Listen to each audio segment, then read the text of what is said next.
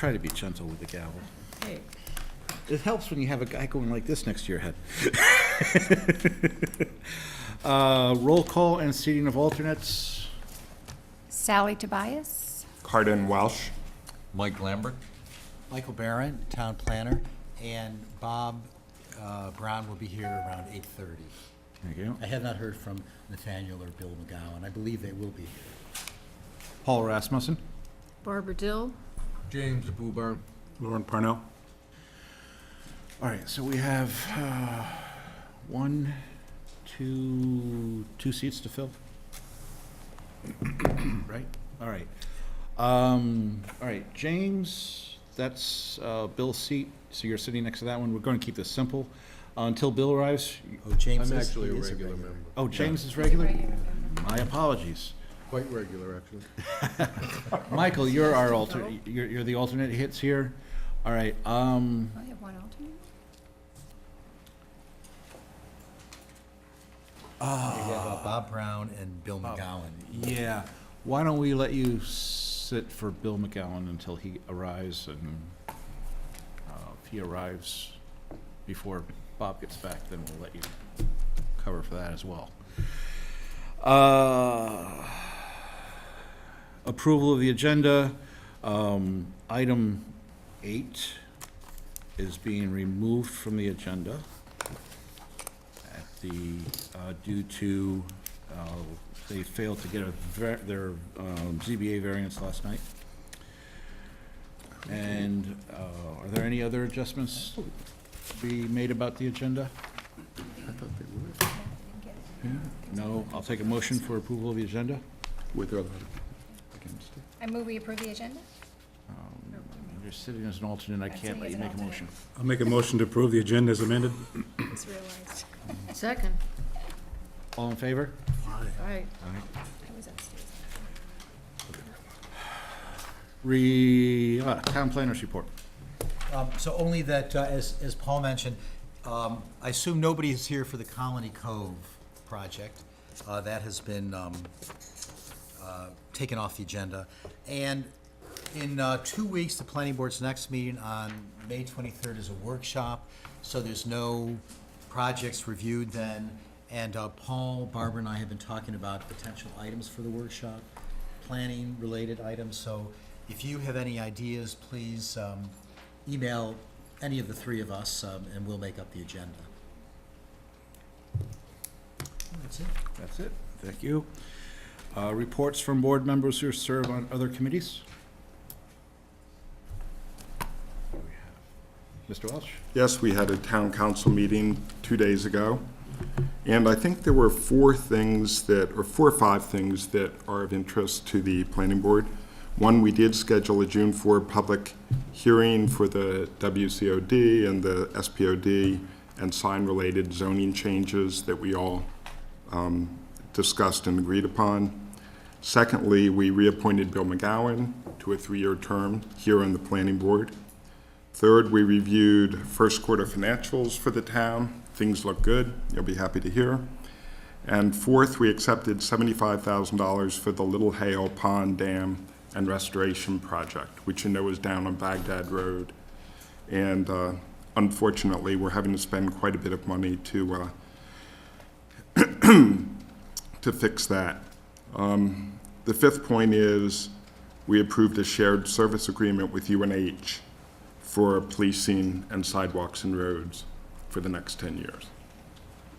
There's some other things, ORYA, Beards Creek and all, but I don't think they impact the planning board right now. Okay. Barbara? Well, I do have a report on the committee. Go ahead. Okay, the Energy Committee met last week and appointed Mary Downs as a, let's see, how shall I put it? Through the summer, chair of the committee. That's all she feels she could handle because of other commitments that she has. And Harry Tobias generously offered himself as vice chair, or vice squad, no, vice chair. And if and when the time comes to to select a permanent chair, he would be open to that. We talked about the public hearing for the solar ordinance, and, let's see, the Energy Committee feels that they have done their work on it, and they're going to leave it to the planning board to wrestle with the improvements or changes or whatever. Mary Downs offered herself as a resource for the board to call on, or whatever, that she would be more than happy to help us. Let's see. I guess that's really all that has to do with the planning board. I think, I hope. All right. Others? No, very good. Public comments. So this is for public comments for items that are not on tonight's agenda. We do have 2 other public hearings, so most of you are probably here for those. Good evening. Thank you, as always, for your incredible service to town. My name is Joshua Meyerowitz, and I live around the corner at 7 Chesley Drive. I just retired from UNH after 38 years of professoring there, and I wanted to welcome the contract planner, I guess who's not yet here, to this unplanned phase of Durham's planning process, and it also had an unexpected element for me, and that's something that's actually complicated the expected bliss of my retirement. Mr. Tainter, as you all know, has missed a lot of meetings, as the saying goes, and I found myself empathizing with his situation and thinking, what are the highlights that he needs to know about the Mill Plaza and its history to make sense of what he's going to encounter ahead. And planning, as you know, is supposed to depend on the history of master plans and zoning ordinances and how they came about and the evolution of site plans with the input from all sides. And again, he's missed a lot of meetings. And there's a lot of controversy in town about the Mill Plaza development, which everybody here knows. And a lot of residents are shouting, lawyer, lawyer, lawyer. But as an academic, my first instincts are not lawyer, lawyer, lawyer, but library, library, library. And as a researcher and writer, I thought, well, I should try to assemble highlights, factual highlights, which I thought would take me a few weeks, but actually it's taken me 5 months. And as I mentioned to Todd Selleck and a few town councilors when I was in the middle of this, I've gone through thousands of pages of documents that touch on the history of the plaza from the 1960s on, and scores of hours of video from town meetings from the more recent years. Some town documents I found are missing or incomplete. Sometimes the Portsmouth Herald and Public Occurrences from the old days has more information than the town documents. And obviously, I have a geographical and metaphorical position with respect to the plaza, which complicates my being the author of this. So I relied as much as possible on simply quoting from documents. And I thought the only way that anybody would trust my account of the last 3.5 years was if I didn't select actually what Ari Pollack said, or Sean McCauley or others, and I didn't choose what various residents said or what various board members said, but basically did it like a trial transcript for the last few years, and basically put in everything. But it changes the whole story when you see the input of the residents. And I guarantee that even though those of you who thought you know the whole story will learn things that you didn't know, and I also guarantee that anybody reading this will have a copy for Rick Tainter and every member of the planning board, will change their minds about some things. And I found myself, for example, some of the things I thought that Ari Pollack had done that were insane or evil, I actually found myself saying, yeah, that's probably what I would have done in that situation. And I found myself looking at the actual words that the planning board members saying, sometimes completely having a different interpretation of what was being said. So even if the past is technically irrelevant to what we're proceeding here, we all know that there's a context, there's a history, just as the judge in the trial of Bill Cosby for rape recently allowed in the testimony of previous accusers because of methods and context. I think the same situation here. So, and also what I recorded, I guess I feel in this document, which kind of reanimates things that people have said, and constantly I saw in there people saying, don't you remember we said this before? Don't you remember what's in this document? We have kids, we have jobs, we can't keep coming back to all these meetings. So So I recorded all that in here, and for anybody out there in TV land, if you were interested in having a hard copy of this, it cost me $20 a copy. I have some loaners. I'll contact Karen Edwards about trying to post it, so because the online version has links to the full documents that I quote from. I can email copies to anyone out there in TV land. I have a hyper-condensed 98% condensation. That's 4 pages of highlights from 50 years that I can email or print out for anyone who wants it. Many residents have told me that this decision, long-term residents said this is important. What we do at our downtown is the 1974 Olympic oil refinery issue was, and this is the core of town. It's our last potential town common. Many things in this report would make a good scenes in a play or a movie. I just hope it has a happy ending. So I have your copies.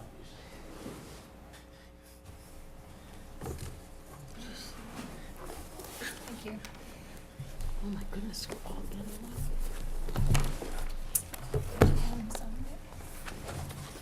Enjoy the long night.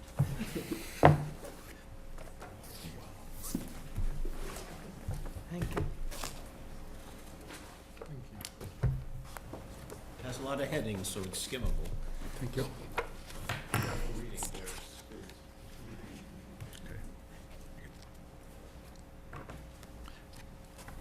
Thank you. Ah, Bill's here. Do you have a copy for Bill?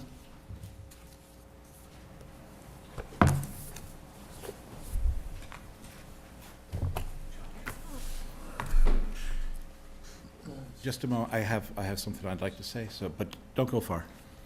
I was remiss, I did want to welcome James Bubar and Michael Lambert to the board. This is their first official meeting each.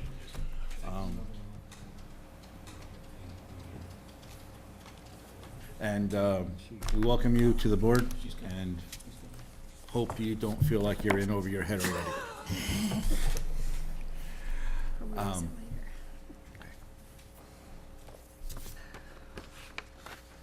Hi, everyone. Matt Kamanchak, 1 Thompson Lane. Thanks for being here. Thanks for your service to Durham. I wanted to welcome also the contract planner, Rick Tainter. I'm not sure if he's here. Not here, apparently. And wish him luck as we resume this process regarding Mill Plaza. I wanted to just mention a few things briefly, kind of still dusting off the cobwebs in terms of the Mill Plaza, since it's been quite some time since we last met. I wanted to revisit a question that multiple citizens had asked. We had asked essentially. There were of course surprising, as Professor Meyerowitz alluded to, there are some surprising circumstances that led to the appointment of Mr. Tainter, and I and some other members of the public had asked a little bit about what the criteria were used in determining that Mr. Barent's comments, and I think the comments of Councilor Welsh's were biased.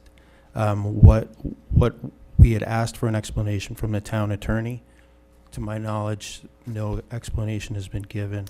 And so I would ask you again to please call the town attorney into one of these meetings so that we know what the ground rules are of at the planning board, so that all of you feel free to speak your minds, and so that we don't have some kind of chilling effect on what is a very important town body. I have another question as well.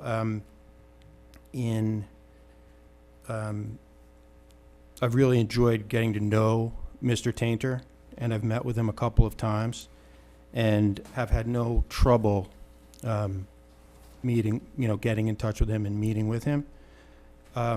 However, I find it a little bit odd, and perhaps it's just that I'm a novice, but I find it a little bit odd that I have to go through the town administrator to have a meeting with with Mr. Tainter. That hasn't been the case with Mr. Barrett. I haven't had to check in with Todd Selig prior to speaking with Michael Barrett, and I wonder why it's the case now. I realize he's a consultant, he's not a town employee, but if he has been tasked with being in the position of planner and assisting with the application for the Mill Plaza, I don't see why Mr. Selig would be acting as gatekeeper. And in fact, Mr. Tainter's contract reads that his consultation with the public is subject to consultation with the town administrator. So, you know, if somebody could just clarify why that is, it may be that I don't understand the nuances of town government. Let's see. Okay. I've read a great deal of Professor Meyerowitz's packet, and I would just say it is very illuminating and very interesting, and I think it's great, especially in this context, that Mr. Tainter will be able to read it, and given that he's from out of state and as far as I know doesn't have a connection to Durham, it will probably enable him to, I know he's already up to speed on the plaza itself, and I think Professor Meyerowitz's packet will allow him to get up to speed on the context, which is extremely important. You know, I don't think the plaza can be looked at in isolation, and I think it's very important for somebody to understand the context of Durham, and I'm sure you agree with that. Finally, speaking of context, I just have a question regarding, I noticed in Mr. Tainter's memo, he made reference to a traffic study, and I believe this traffic study will be provided by the developer. You're beginning to move into areas that would be inappropriate for the public comment at this time. This is on the agenda. Because, That's specific. those are agenda items now that you're getting into. What's the agenda item? Talking about specific requirements and studies of the project itself. Okay, so that's, okay, fine. I thought he was just introducing himself tonight. No? His introductions are including things along those lines. Okay, all right. Including the documents that have been submitted. Okay, I'll wait for another time then. Okay, thank you very much.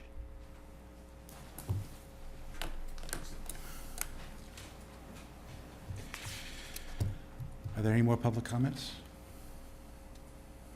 All right, review of minutes old. We don't have any listed.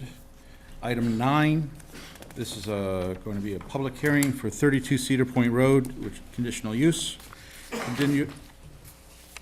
Conditional use for accessory structures to accommodate new house replacing existing house, including driveway, patio, retaining wall, steps, and well. Heiderscheit Revocable Trust, property owner. Steve Riker of Ambit Engineering, the designer. Map 12, Lot 1-8. This is in the RC District.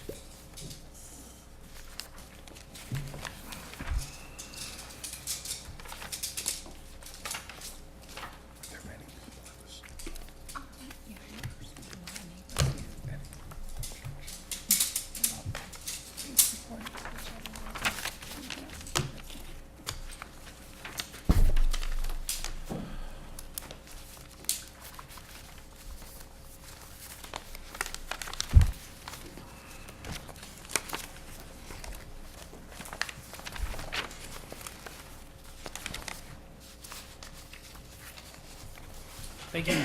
Good evening. I'm Steve Riker from Mamba Engineering, representing Ben and Manisha Heiderscheit, owners of 32 Cedar Point Road in Durham.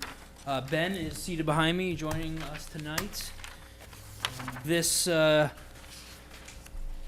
project was presented to the Conservation Commission here in Durham last month. And we'd already been to one planning board meeting, and I did hand out this plan in a small 11 and 11 by 17 size last meeting. I don't recall exactly which board members were here then, but I do have some of those copies, if anybody would like those. I would, please.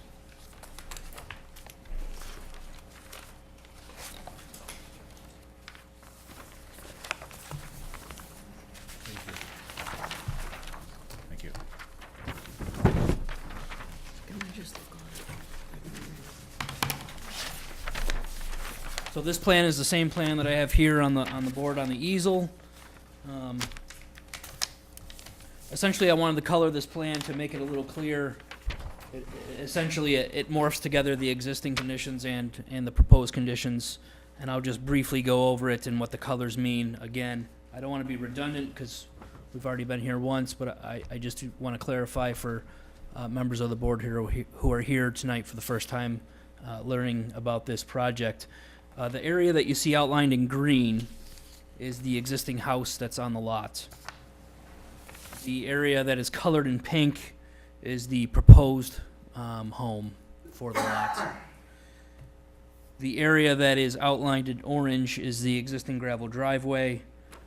The area that is colored in blue is the proposed pervious paver driveway. And the area that's colored in yellow is the proposed pervious paver patio. I do want to clarify that essentially the driveway and the patio are the same structure. I split them out on this plan in blue and yellow. Blue would be the area where there would be vehicular traffic coming off Cedar Point Road and entering the garage, whereas the yellow area would be the area that would provide foot access to the front door and provide a little outdoor space for the Heiderschites as well as part of the redevelopment. This is a conditional use permit. It's my understanding that the structure is an allowed use. And what we are asking for is a conditional use permit for the accessory structures, meaning the retaining walls, the driveway, the proposed well, the proposed septic system, anything essentially other than the house. The 125-foot shoreline protection overlay district is located in about this location on the lot. So there's a large percentage of the lot that's located within the district. What we've tried to do with this plan is maximize the existing footprint of the home to the greatest extent practicable, build a new modern home, provide Ben and Manisha with an attached garage to the home, easy access on and off Cedar Point Road. The existing well, I've been told, according to Ben, is actually inside the basement of the existing home. A new well will be drilled. That new well location is essentially right in the center of the proposed driveway, right there.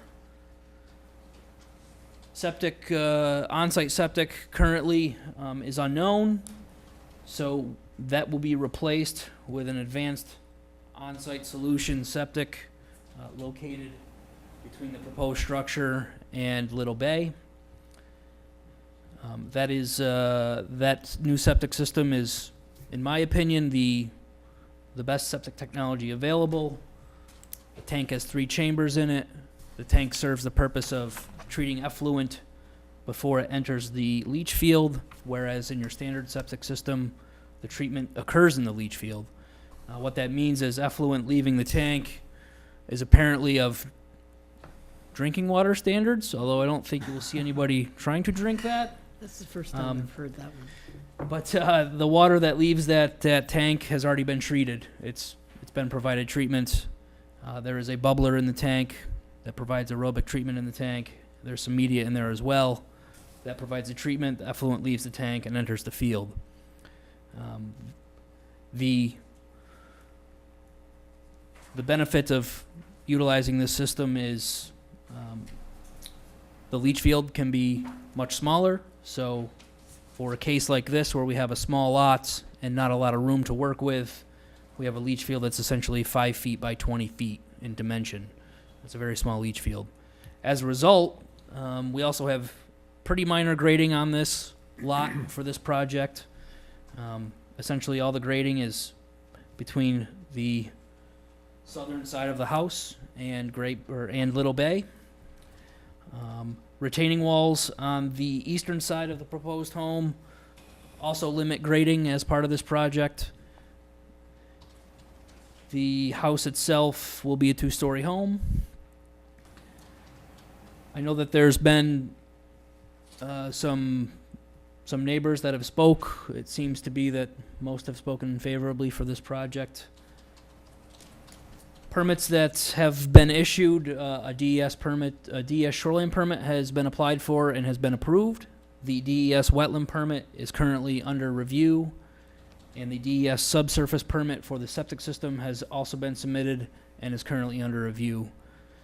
Last night, the Zoning Board of Adjustment granted, I don't know exactly how many variances, I want to say 4, for this project, with a unanimous vote of 5-0. And we are here tonight, hopefully, to gain planning board approval for this project. And with that, I will take any questions. Michael, I have a question. I'm sorry. Counselor, go ahead. This is a question for Michael. If the applicant doesn't get DES approval, is the project basically halted, even if we approve it? Well, they would not be able to get their building permit. And there's 2 outstanding. That's correct. Thanks. You mentioned that the old septic is in an unknown location and is being replaced by the new one. I'm assuming that also means you plan on finding and removing the old septic? Yes. Okay, thank you. I think that the planning board, our role this evening is to approve the conditional use for these accessory uses for this project, not the project, the whole total project itself. But I think the last time you were here, the issue being that these accessory uses are within the shoreline setback area. And I think the last time you were here, you described how these would be pervious pavers, I believe. Maybe you could just describe a little bit of that for the... Sure. So the area that's colored in blue and the area that's colored in yellow is a pervious paver.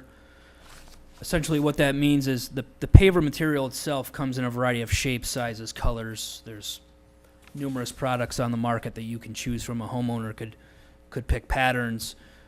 What makes it pervious is the design and how it's constructed. So it's designed to effectively infiltrate and absorb water. What that really means is underneath that paver product is a base course of gravel, crushed stone, and then a coarse sand aggregate that actually goes in between the pavers. You would have 2 pavers next to each other, and there would be a joint space. The pavers are manufactured so that joint space is maintained when they're installed. However, there's still an aggregate that is placed in between them, just like there would be grout in between 2 tiles on your kitchen floor. It's that joint space that provides the water the ability to move through the paver surface and then into the space below. The crushed stone in the space below provides the pore space for storage and for eventual infiltration into the natural soil that's below that base. That's essentially how the pervious paver works. In this particular case, we also have a cobblestone apron. That cobblestone apron, we've added that to the plan essentially because right now Cedar Point Road is a gravel road, and any fine material that would be on a tire on a vehicle would come off Cedar Point Road, and when it goes across that cobblestone would knock off some of those fine materials so they're not tracked onto the pervious paver area. We thought that was a feature that we would want to add. It would make maintenance much easier for the property owner in the future. The pervious paver surface does require some maintenance over time. It would need to be vacuumed and cleaned. You want to keep organics out of those pore spaces. Leaves in the fall, you would want to make sure they're removed either by vacuuming, sweeping, blowing them off. As I said, it's the pore space that really allows the water to get through the paver material on top, and you'd want to keep those free of debris and organic material. So that's the purpose of the cobblestone apron. Mr. Bubar? Today at the site walk, someone said that the town is going to be paving Cedar Point Road. Would that change your decision on the cobblestones? Or the No, I mean, amount of cobblestones? no. Well, the distance, we looked into, what the width would be for your average tire to make a full revolution so that it would clean or attempt to clean most of the fine material off a tire. I guess it's tough to say whether we know for sure Cedar Point Road will be paved. We wouldn't know until it is. We would want to include the cobblestone now in case.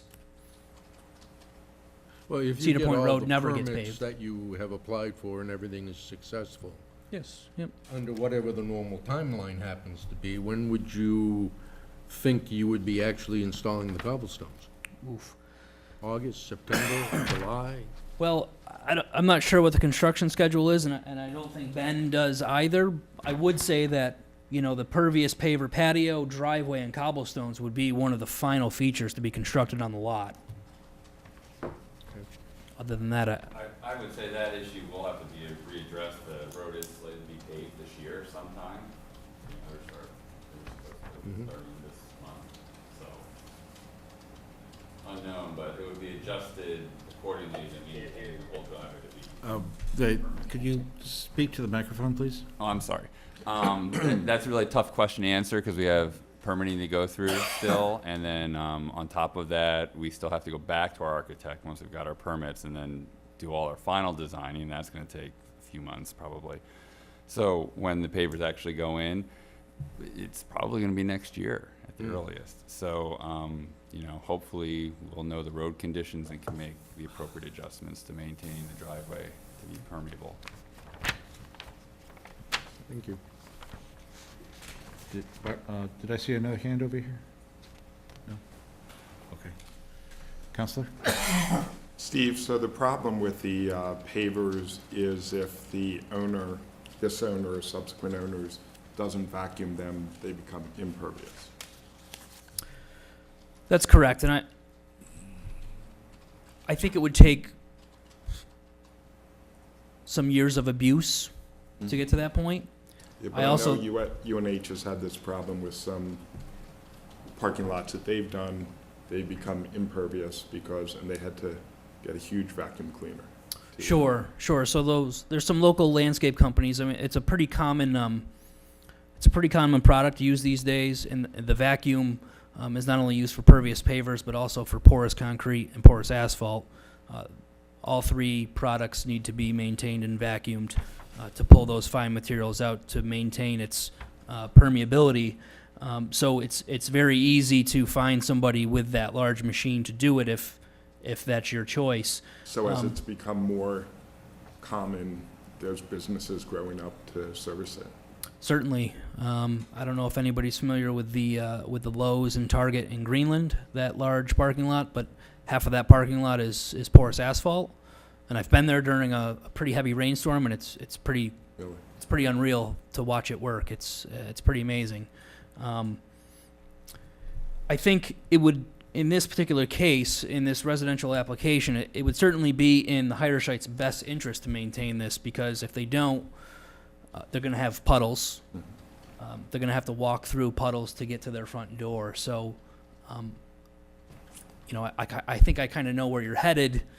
You'd like a guarantee maybe that they do maintain them, but again, it would certainly be in their best interest to maintain the paver surface. Otherwise, they're going to have some problems with a relatively not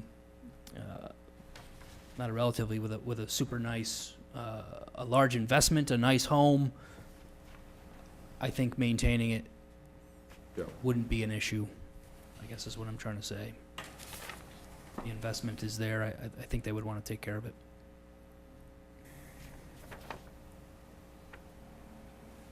Any further questions? Thank you. Discussion?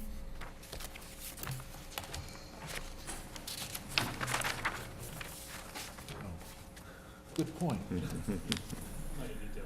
Oh, We'll make a motion to open the public hearing. Second that? seconded. All in favor? Aye. Aye. As public hearing's now open, is there anyone here who'd like to speak about this project? Comment, whatever. Seeing none, I'll make a motion to close the public hearing. Second that?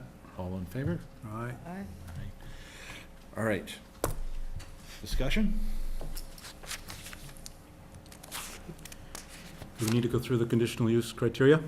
Well, I would like we can do it, we will do that. I was just wondering if there was any discussion that'd like to be had before we get to that. But seeing none, I will pull out the conditional use criteria. Starting with number 1, was the application made by the owner of the affected party or his or her designated agent? Yes. Was the completed application fee submitted to the zoning administrator? Yes.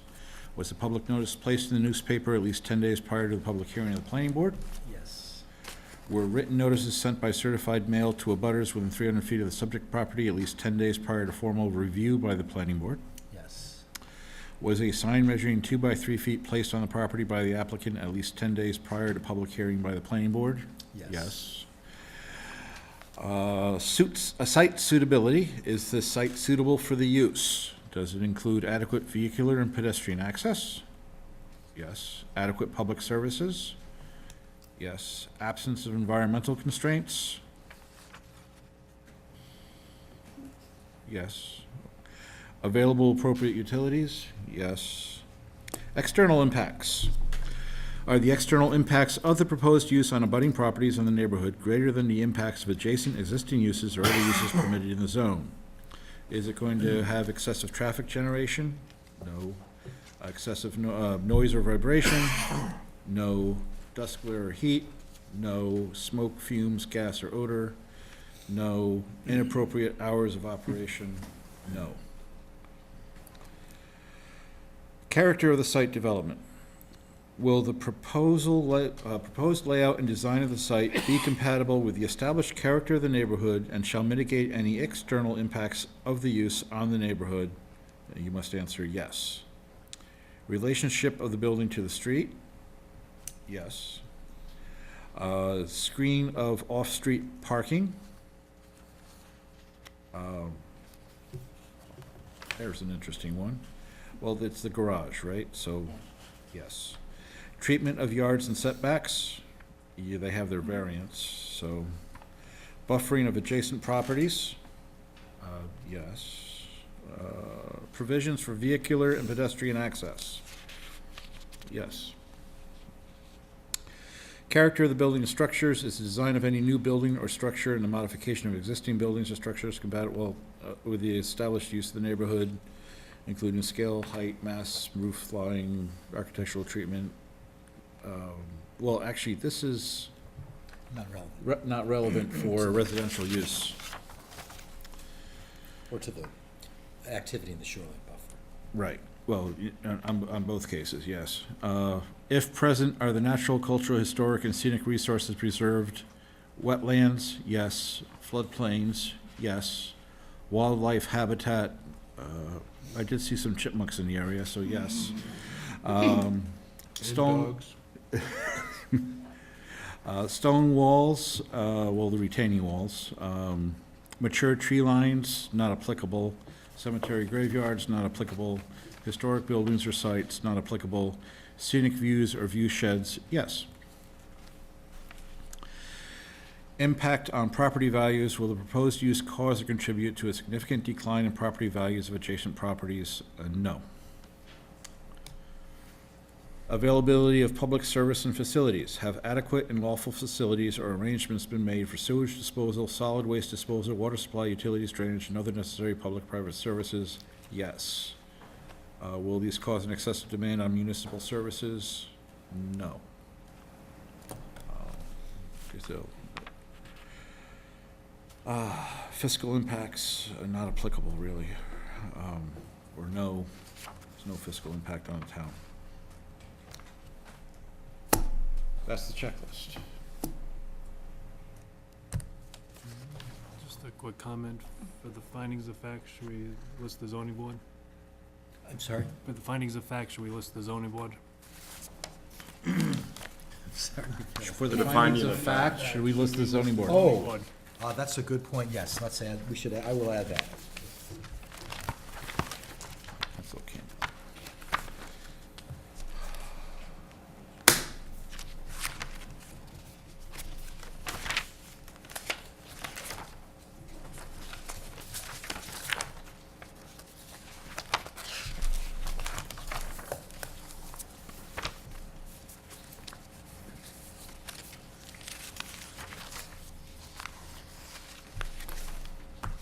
Discussion, or I'll take a motion?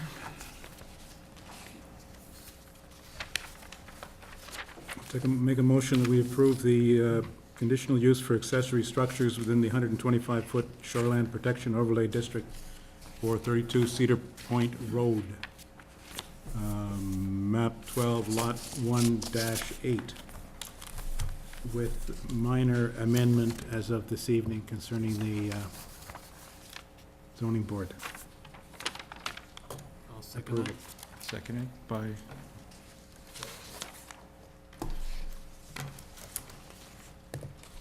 All in favor? Aye. Aye. All right, passes 6-0. Michael, Bill's Was here. that 7? Was that 7? Technically, Michael was still sitting in for Bill, and I never reassigned him to Bob. So, you're now sitting in Bob's seat. I'm assuming we can do that, Yeah. right?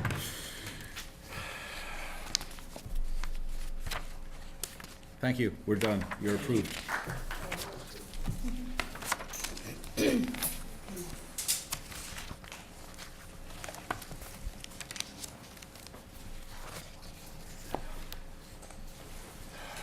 Almost need a scorecard, don't you? Keeping track of who's sitting where. It is baseball season. It's still hockey season. It's all sport season, right?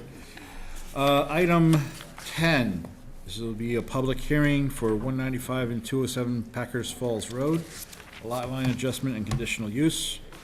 Lot line adjustment on map 17 between lots 14 and lot 15. Conditional use for proposed driveway and utilities for new house to be located within the 100-foot wetland buffer. Both lots are owned by Daniel Huntoon, Mike Sievert of MJS Engineering Engineer. This is in the rural district.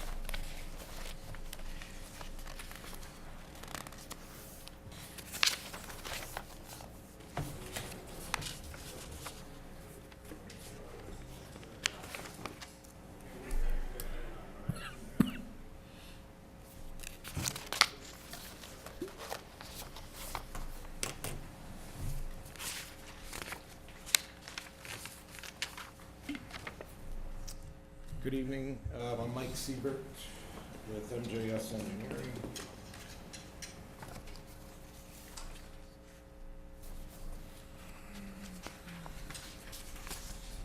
I'm representing Daniel Huntoon this evening.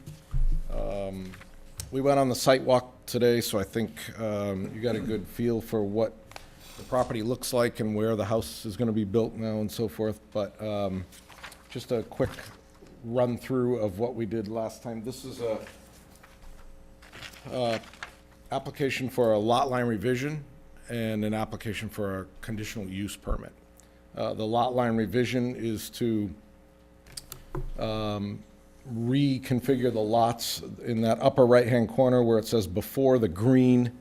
This is an existing lot now of about 2 acres, and the orange or yellow up there is about 12 acres. And this picture, or the after, is what we're ending up with. This is the 10 acres, and that's the 4.5 acre lot right there. The lot numbers swap just because where this is 15 now, the house is on lot 14, so we kept lot 14 as the lot with the house on it, so that the tax map and lot number didn't change for the house that's existing there now. That's the lot line revision part, so changing this lot line right here to this right there.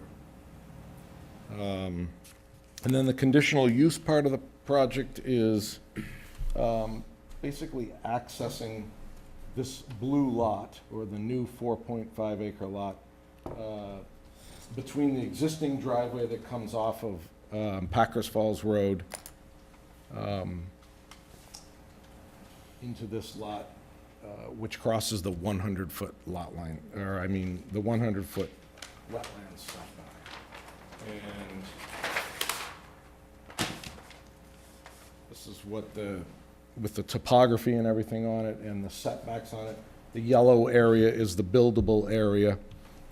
This darker line is the 125-foot setback for leach fields, and the red shows the 100-foot setback, and I added that 100-foot. I know we were talking about that a little bit today. The reason I didn't continue the 100 here was because the 50-foot side setback intersects that 100-foot setback right there, so it kind of cuts it off, but I extended it over. It essentially follows this 125-foot setback line that runs all the way around the property, of course, but that 100-foot would keep going, obviously 25 feet off of that, because the wetland comes all the way around and does this and goes all the way up the other side. So that's the conditional use part. Going from this driveway up past this red line would be the conditional use part. Once you cross that red line, the 100-foot wetland buffer line, then you're outside of that, and then you can access the house anywhere from there. In addition, that driveway, there will be an agreement to reconstruct that driveway, so that's technically within that buffer. Would have to be as we saw it today, it's in marginal condition, so once you start running heavy equipment over it to build a new house, it's probably gonna need to be regraded and repaved in there, and that'll be part of the easement that's on there. And this plan is more of the boundary or recordable plan that will, not in color, but obviously the recordable plan with the meets and bounds on it. And this hatched area represents the easement that will be deeded to this lot for access from there. So, I think that's it. Unless I've forgotten something, I'll answer any question. Is there a maintenance agreement on the easement portion of the road? Yep, there will be. There will be. Yes, the deed, it hasn't been drawn up yet, but yes, that's the intent.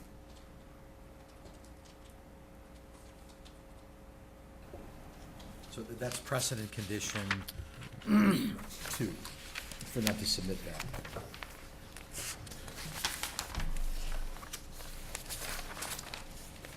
We don't require anything other than the easement for a shared driveway? Right. For access and shared maintenance.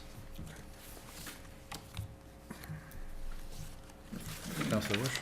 Yeah, Mike, apologize for coming late, maybe you covered this, but is there going to be some sort of culvert or something under the driveway there in case there's a blockage of water? Yes. Yeah, so there's a unique flood zone area that, on this property, because of the flood zone comes up out of the river here, and then also there's a piece that comes up around and ties, and kind of comes back around, that kind of ties these wetlands all together. And so that's all in the flood zone? just this little strip right there. See that hatched area right there? And then this part right here.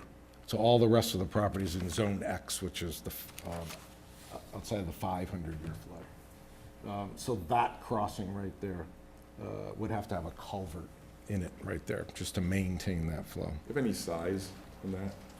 I don't yet. I mean, what they'll really have to do is take a look at all the flow coming from, you know, when we walked up there today, you know, this, the high point is in here, so this is kind of flowing down this way. You know, so we'll have to kind of analyze that and kind of figure that out. We can I don't know if that has an elevation associated with it, or if it's just I think that's it. It doesn't, it's just a 2% annual chance is the way they identify that without any flood elevation, I believe. But if there was a flood elevation there, then we could design also based on that. It just seems like we're having a lot of issues lately in Durham. I think maybe because there's more storms also. Right. We heard because there's more development, there's more flash flooding and all. Yeah. And I would just caution that you make it larger Right. than you probably think. Yeah. Part of the problem will be, there could be a restriction at that culvert there. So that may have to be looked at, especially if you're gonna redo that. You mean that culvert is gonna, there's gonna be more water down there? Yeah, yep. I mean, Who decides? That culvert, though, has that entire wetland area to back into. That's right. It's sort of like excess retaining pond, whereas the narrow yep, hatched flood zone Yep. is a small tight channel. yep.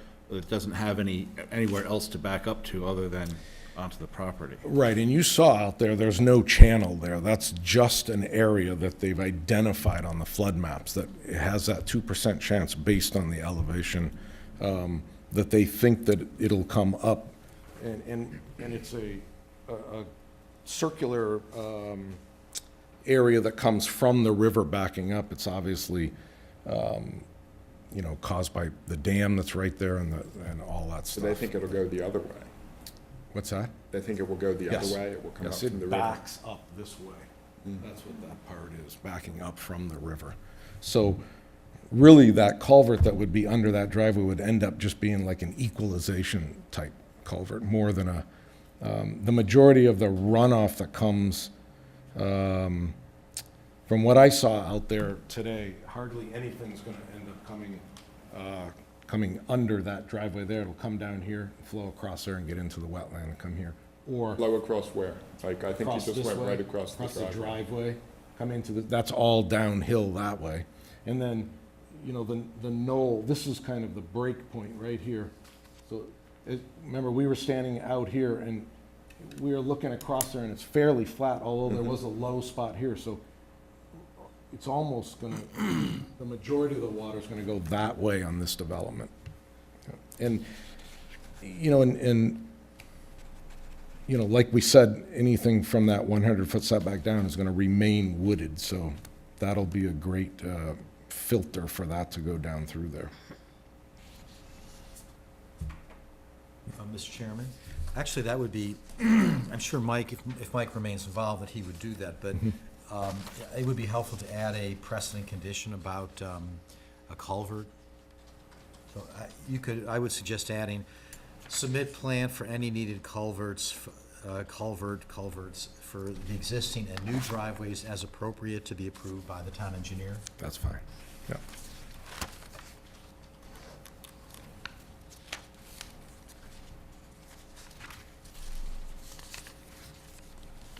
Any other questions for Mr. Seaver?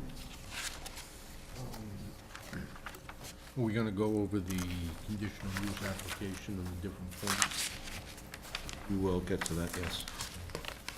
Well, he submitted, Excuse me? he submitted Oh, the letter of intent for conditional use application. I don't have a copy of that. Yeah, I can go through it, if, Oh, you mean the criteria? the criteria. Yeah, that was in the prior packet, Which, both the okay, 8 that's- general and the 4 specific. All right. And I did I gave you that update. There was a mistake in number 5A, or 5, well, the first bullet in number 5. So I gave you an updated one that's in red. I just left a couple words in there that didn't make sense. This is the accept?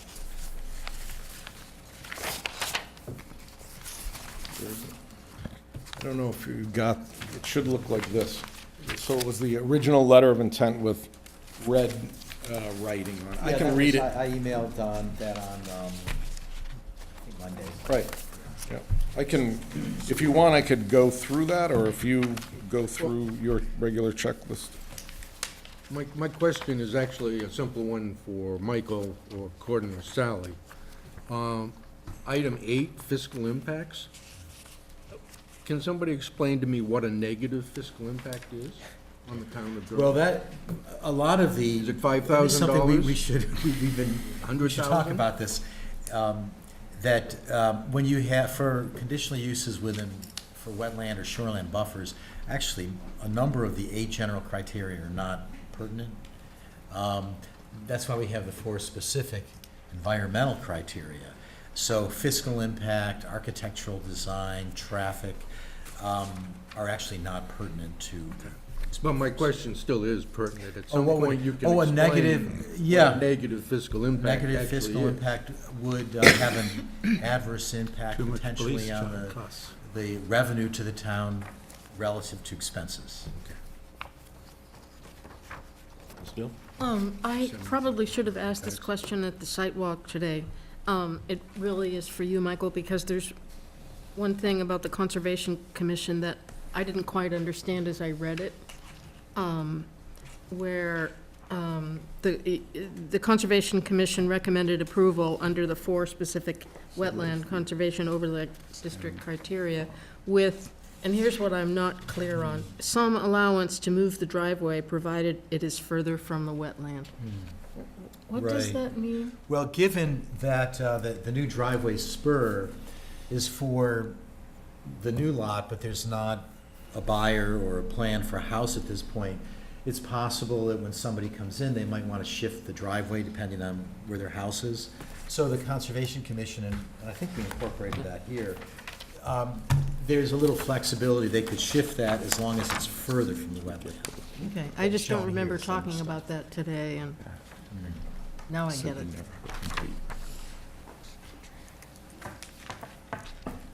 Okay, public hearing? Make a motion to open the public hearing? Second that. Motion by Bill, seconded by Lauren. All in favor? Aye? Echo. Seeing none, I'll make a motion to close the public hearing. Second that again. All in favor? Right. I don't have the 4, Oh, what, 4 criteria. I have the normal 8, not the special 4. yeah, it's actually the 4 specific that are more important in these cases.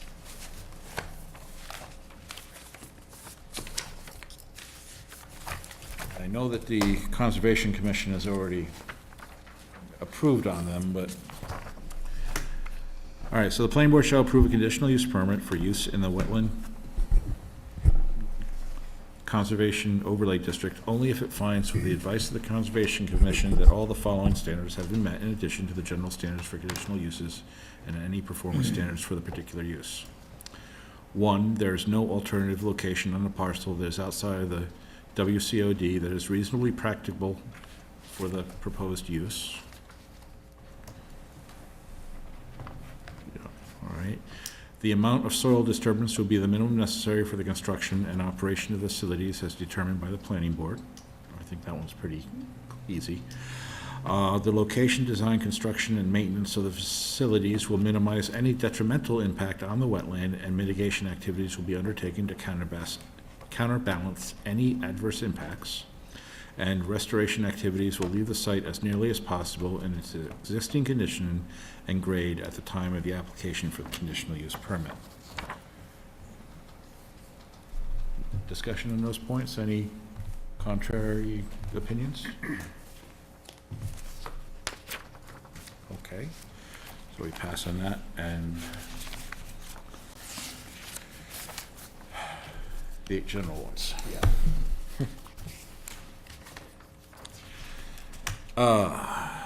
Was the application made by the owner of the affected party or his or her designated agent? Yes. Was the completed application and fee submitted to the zoning administrator or his or her designee? Yes. Was the public notice placed in the newspaper at least 10 days prior to the public hearing of the planning board? Yes. Were written notices sent by certified mail to abutters within 300 feet of the subject property at least 10 days prior to formal review by planning board? Yes. Was a sign measuring 2 by 3 feet placed on the property by the applicant at least 10 days prior to public hearing by the planning board? Yes. Suitability, is the site suitable for the use, providing adequate vehicular and pedestrian access? Yeah. Adequate public services? Absence of environmental constraints? Available appropriate utilities? Is everybody else getting the echo, or is it just me? I got a little bit of one. Yeah. External impacts. Are the external impacts of the proposed use on abutting properties and the neighborhood greater than the impacts of adjacent existing uses or other uses permitted in the zone? Excessive traffic generation? No. Noise or vibration? No. Dust, glare, or heat? No. Smoke, fumes, gas, or odor? No. Inappropriate hours of operation? No. Number 8, character of the site development. Will the proposed layout and design of the site be compatible with the established character of the neighborhood and mitigate any external impacts of the use on the neighborhood? Relationship of the building to the street? Yes. Screen of off-street parking? Yes. Treatment of yards and setbacks? Yes. Buffering of adjacent properties? Yes. Provisions for vehicular and pedestrian access? Yes. And those are the required 8. Right. So don't need to do the others for this one.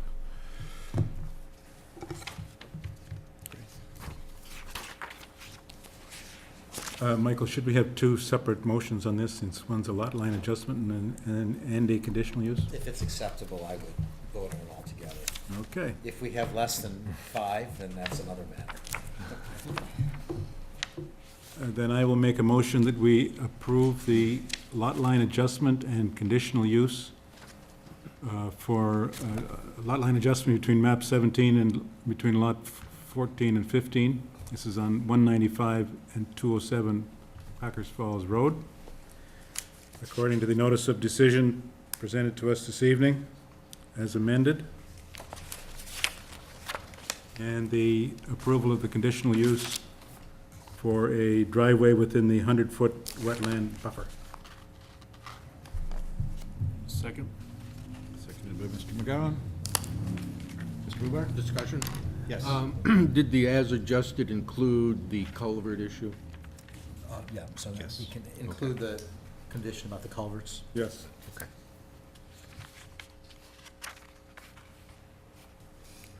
Any more discussion? All in favor? Aye. Aye. Aye. Great. Thank you.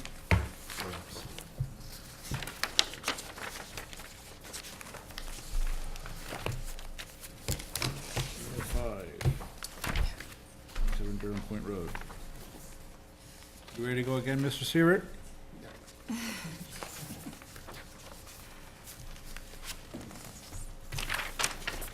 And I left on everyone's tables a updated memo on this one. I emailed it around 3 and also left you a hard copy there. What is that, Michael, what did you show us? That's for 27 Durham Point Road. It says revised on it, and it's in your envelope in Okay, front of you. I think I know what it is. Michael, what is your decision-making when you email something after the packet is sent I as to try to whether or avoid not, it. as to whether or not we get it? Oh, we should give you a hard copy. We always give you a hard copy unless we forget. That we did get it. Yeah, Great. yeah. So we'll always get the hard copy. You should, yes. Item 11, 27 Durham Point Road, driveway and conditional use. Amendment to condition of approved subdivision to allow a new access and driveway and conditional use for driveway, utilities, and accessory structures to be situated within a wetland buffer. Gregory Sankoff, property owner. Mike Siebert, MJS Engineering, engineer. Map 11, lot 34-1 in the RC district.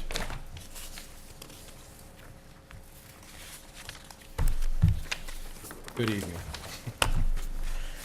I'm Mike Sievert again. I'm representing Greg Sankoff. It is 27 Durham Point Road, so it's just barely out Durham Point Road, across from Sunnyside Drive, so not very far out. The parcel is a 20-acre lot, and it's really long and narrow, as you can see here, and it actually goes back and fronts right onto the landing down there at that point. But, so in front of you tonight, it's an amendment to an original subdivision approval is kind of the first application. And so this property, the history of this property is it was originally subdivided in 1983. And it was this lot right here, lot 17-3, and this entire piece, which included this lot here, 34-3, 34, it's 35-1, and 30, this existing lot that I'm on right now. And in 1983, it was subdivided. This lot was split off of this larger lot, and there was a common access right here at this point. And it was existing to this lot right here, and it provided access to these other 3 lots that were subdivided as a pork chop subdivision, meaning only one of the lots had adequate frontage, and the remainder of the lots had much less than adequate frontage, but met the requirements, which I don't exactly know what they are, but one of them has to be a minimum 50 feet, and then one of them has to be about half of the frontage, or something like that. So it met it back in, it met it in 2002. I'll get to that. So Mike, the 3 lots that it Yep. serves are So the- right now, the 2 today, to the left and 1 to the right? this one, and then it serves this lot, the subject parcel. It also serves this lot right here, and which I don't have shown here, but there's actually a little driveway right here, which serves this lot So here. it serves 4 lots? 4 lots right now. I thought in the write-up it said it served 3. Or maybe it's 3 excluding this one? No, it should say, hopefully I said 4, because it really already serves 4. It serves 4 now. 4 Okay, now, Sorry, my yes. mistake. Okay. Well, in the number 1 application, it says would serve 4 lots. Right, because there is a Woods Road leading to the back of the subject property now. Right, this, Off the shared driveway. yes, what I'm really mean is this common driveway serves 4 lots. And these are all easements right here. 50-foot access easement, 50-foot access easement, and then this one has the frontage all along this curve right here, so you can't have any access here. Plus, the topography here is really steep. And how many of those are in use right now? Been built upon? 3. This one, and this one. Thank you. Oh, there's a little one there? There's a house sitting up in here, yes, a kind of a newer house. I don't have the whole, I think I submitted the old original subdivision. Yeah, it was in the last packet. I don't. Yeah, I just couldn't figure it out, Mike. I mean, it looks to me now like it serves 5. Yeah, no, it's not. Let me just see if I can clear it up real If you quick. look in the memo that I sent, there's a tax map on there, on the 4th page.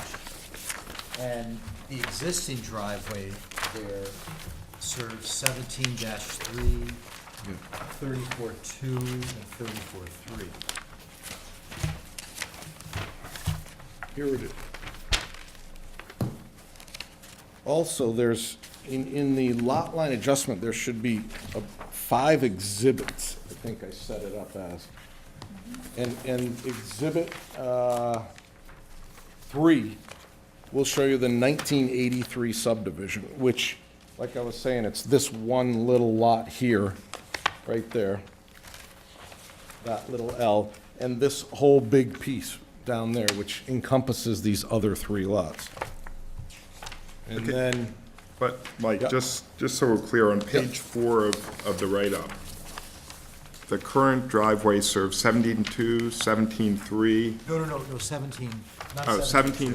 34-3, 34-2, and 34-1. Right. So but those are the four. 34-1 is not developed. and Right, so the it serves three, and this connection- will be the fourth. Yeah, the connection from the shared driveway to the subject lot Yeah. is just an Is old is woods an old road. road. Yeah. Okay, that's right.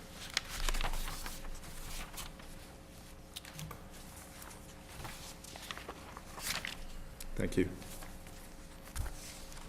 So that was 1983, it served 2 lots. Then in 2002, there was this subdivision, which was that Pork Chop subdivision, and that's where it broke off this lot, the 50-foot access to this lot, which is right here, and then this long, narrow lot right here, plus the existing house way back in 1983 right here.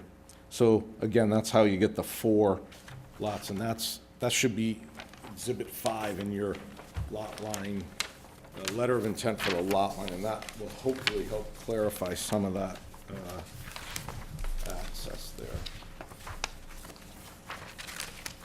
So that's the history of it. So, my client is proposing, he's bought this one lot right here, the last one that's undeveloped. And if you look at the steepness of this driveway right here, and the lack of sight distance from the hill right here in this corner right here, he would rather use this access right here, which his property comes down and has 38 feet of frontage on the road right here across from Sunnyside Drive. This presents just a hazardous access with up to potentially 4 people, 4 properties using that.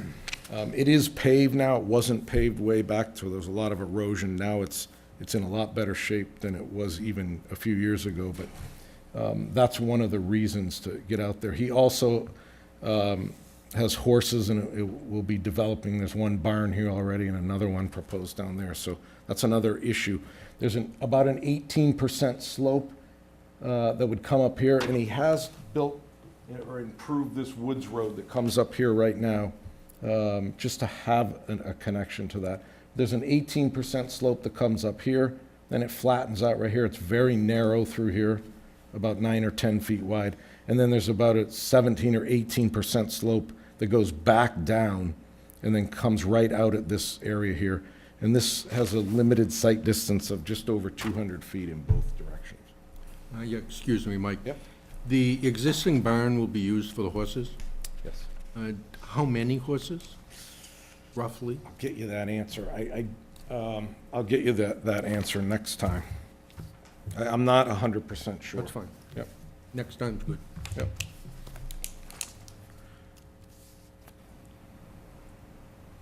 Chair, Paul, so. Yes, correct. Is this driveway already built? Yes. How did that happen? I was going to get to that. Okay, okay, you can get to it. Okay. I just want to put Yeah, it in yeah. context. Yeah, I will. So just to kind of quickly, I'll speed it up for the amendment to the original subdivision.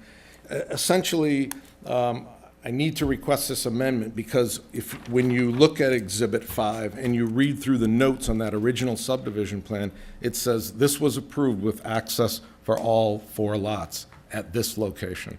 So I need to amend that application approval in order to use this access right here. So that's the request, is going to be to amend the original 2002 subdivision approval to gain access for this one lot over here.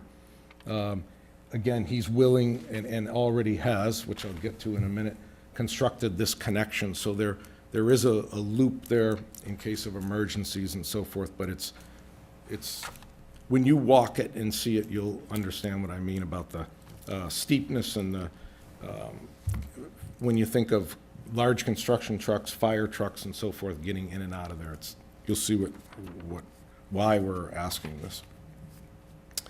The second, and to get to your question, the second is I need another conditional use permit for the construction of the driveway. And if you look closely at this I've put some color lines on here, but all of this lightly shaded bluish green is wetlands. There's an old farm pond, or I think it's an old farm pond. This was part of the whole Sawyer farm originally. And there's an old pump houses that were right here. And so this was an active woods road before, and then there was a woods road that went out there, and we've pretty much followed the woods road with this driveway. But if you look at all these wetlands going down this side, there's all wetlands on this other property, but they come right into the property line, right along the property line here. That dark outline is my client's property. And you start to put 100-foot setbacks on there. You get this right here is your buildable area without a conditional use permit. So a 20-acre lot comes down to 100 by 100, or maybe not even that. I'm not even sure. I didn't measure it because it's so small. It's pretty much unusable. So I need conditional uses. Here's the 100-foot setback line in it. They overlap, so there really is no way to get through here without going to the 100-foot. Then once you get down here, you run into the shoreland protection, because once you get to this point right here, it's tidal, and this point right here is tidal, and all of that in front of you there is the Oyster River. And so you've got, there's a 100-foot tidal wetland buffer line on there in,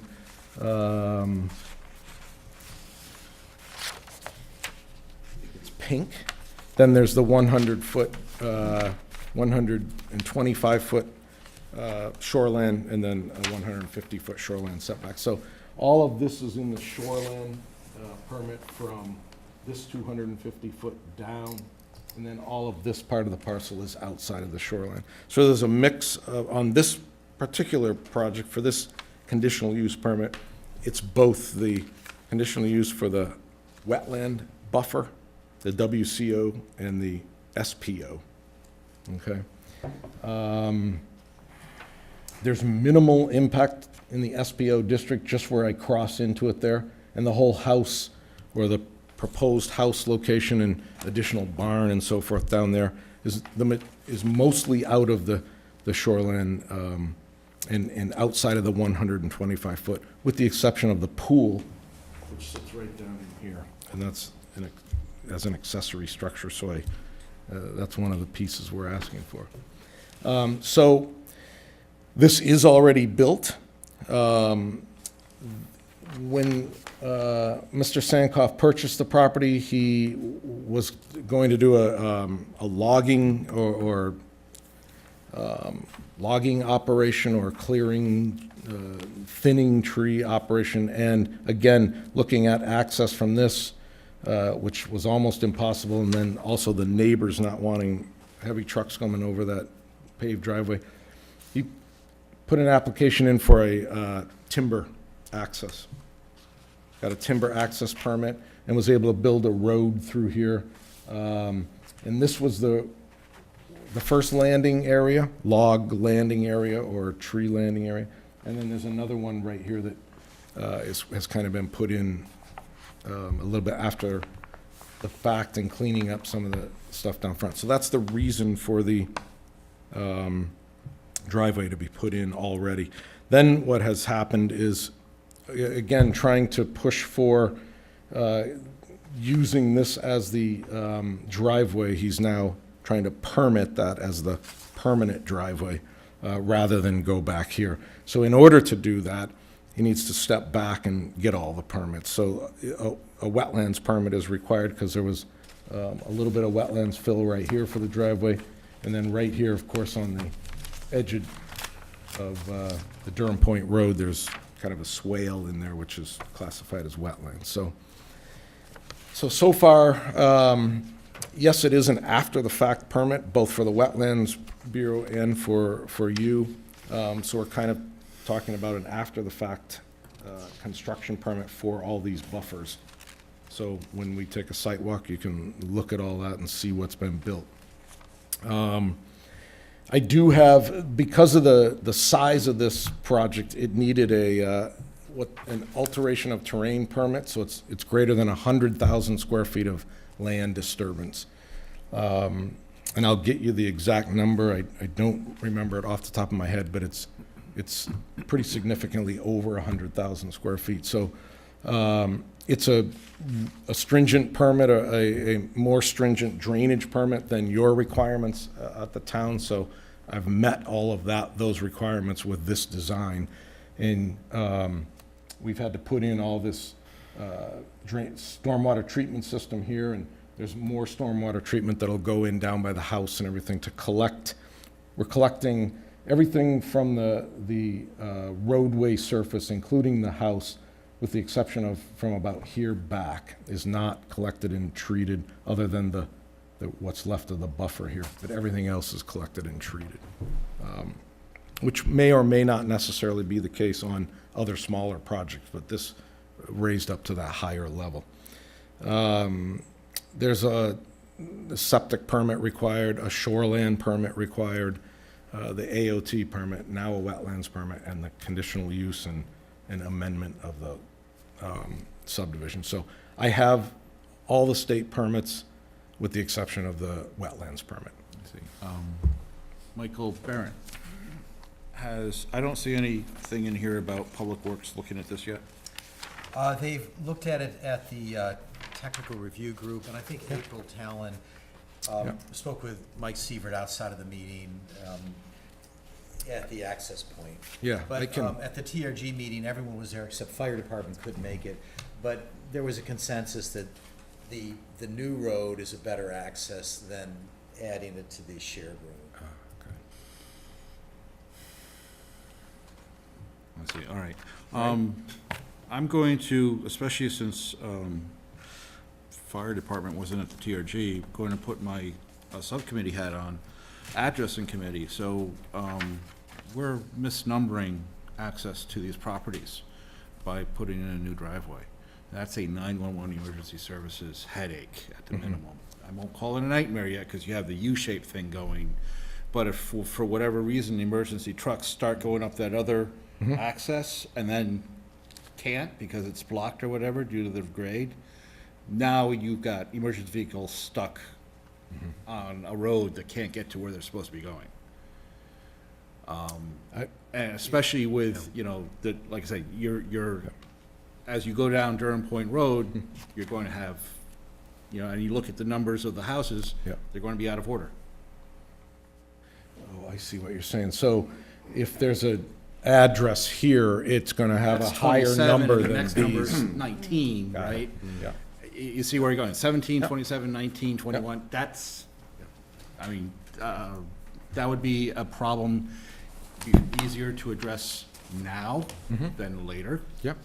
And is something that I think should be Yeah. looked at. Yep. Yeah, thank you for that. I mean, I've reached out to the fire department. They did send a Yeah, I see the Lengthy fire department review. comments tended to deal with the physical aspects of the driveway, That's right. not the right. 911 issue, which they're still, I think, getting Sure. a grasp on. Yep. Okay.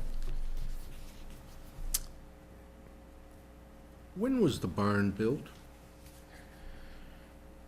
Last year, Was there a building permit? yes. And what was the specific use for the barn that the building permit was issued for? As far as I know, it's for the whole parcel, you know, it's part of that, you know, once, this is another barn here, so it's gonna be used as, I believe, my understanding is that this will be more of the horse barn, and this, because this area right here is fairly level, but then it goes steep up here, but this is the area that he's talking about using there, and that will be more of a, Yeah, it would be very helpful for me to see a larger scale map of just that area with, if there's a paddock separate from a grazing area, sure. and the fencing, to understand, along with the quantity of the animals. Yep. Thank you. I'll do that. And my understanding is the other barn down by the house is really not, I'm going to clarify that answer for you, but it's also my understanding that that's more for vehicles and tractors and so forth. This barn, when you get out there, has covered areas on both sides. Again, that there could be tractor storage there and so forth, but that's more of a horse barn, I think, up there. and I guess I would probably add that you might want to bone up on Article 20, Section 175, 109, Paragraph C. It's Yep. page 154 in my copy of the ordinances, Yep. the accessory animal husbandry. Yeah, I will. I'll have him look at that. I do have larger plans, and I think I submitted, there's 3 sheets that break up the driveway. There's one that is this design and one that shows kind of this center part, and then one that shows that whole part. But at the next meeting, I'll present the larger plans and go through the details.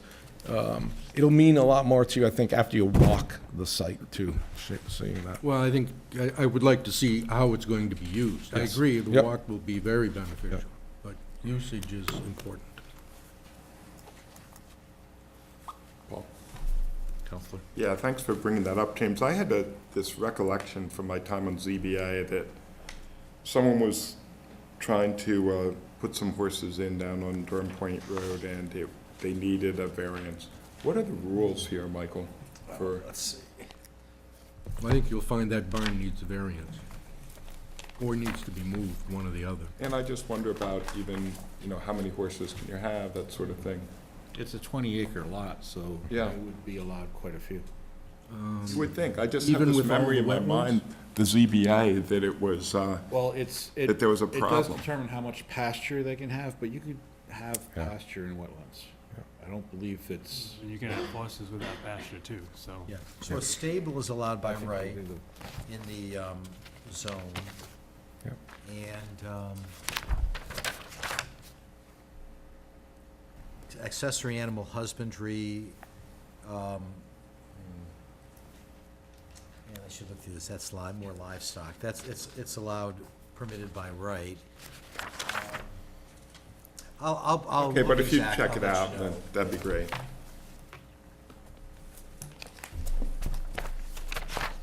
Question?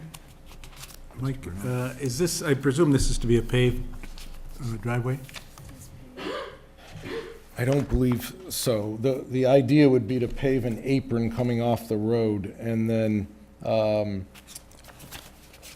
probably, right now, just a portion down by the house would either be paved or paver blocks, like similar to what you were talking about earlier, but some of those paving blocks maybe down by the, right by the house area. The majority of the road, he'd rather leave gravel if he Oh, could. okay, all right. That would be good to get that clarified as to what's I what's definitely the, will. that part of the driveway is also in the historic district, so. Yep, I went to the historic district already, and I got approval. It is, this whole first 250 feet, which ends right about here. So they gave approval for that driveway, and they recommend, they're okay with pavement, but they are recommending that he at least look at possible pavers out there.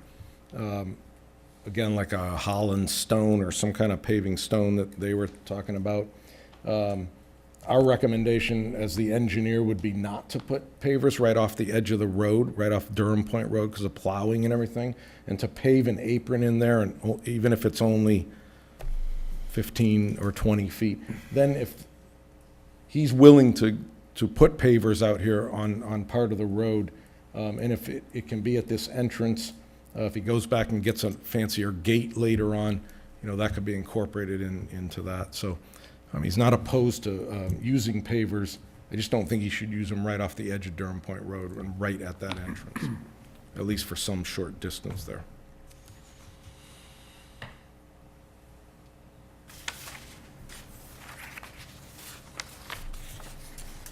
It looks like we might be I have a lot of questions, actually. I noticed this Woods Road, I guess, that will be kept, and for This emergency. Yeah.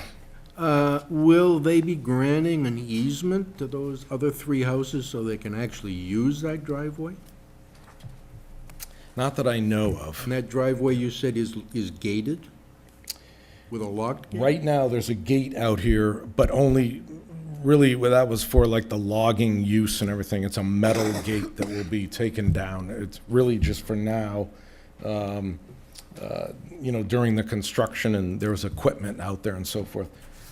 That gate's not gonna stay permanently. I'll clarify that, but there's been no mention of blocking this off at all. You know, this parcel owns this 150-foot strip here and then this 50-foot strip all the way down there. And that's part of that pork chop subdivision. So there is an access easement in favor of this lot and that lot. Right. But neither of these two lots have an access past this point here. There's never been discussion of giving them an access, but I don't think he's opposed to leaving this open in the event of an emergency, that there could be a connection there, whether or not that's helpful. Again, Yep. it'll be really hard for a fire truck to get up there, but an ambulance or something like that could get up there a little bit easier.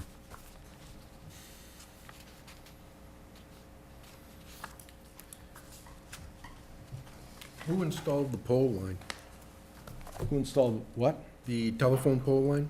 Power pole Oh, line? the power company. Yep. That'll have to be another discussion, I think. Yeah, well, the subdivision regulations require underground, Right. and so it depends on when that lot, if that lot was established after that requirement came in, then they should have been underground. Yep. So I've got to research that, I'll let you know. Yep. Okay, shall we schedule a site walk? Be interesting.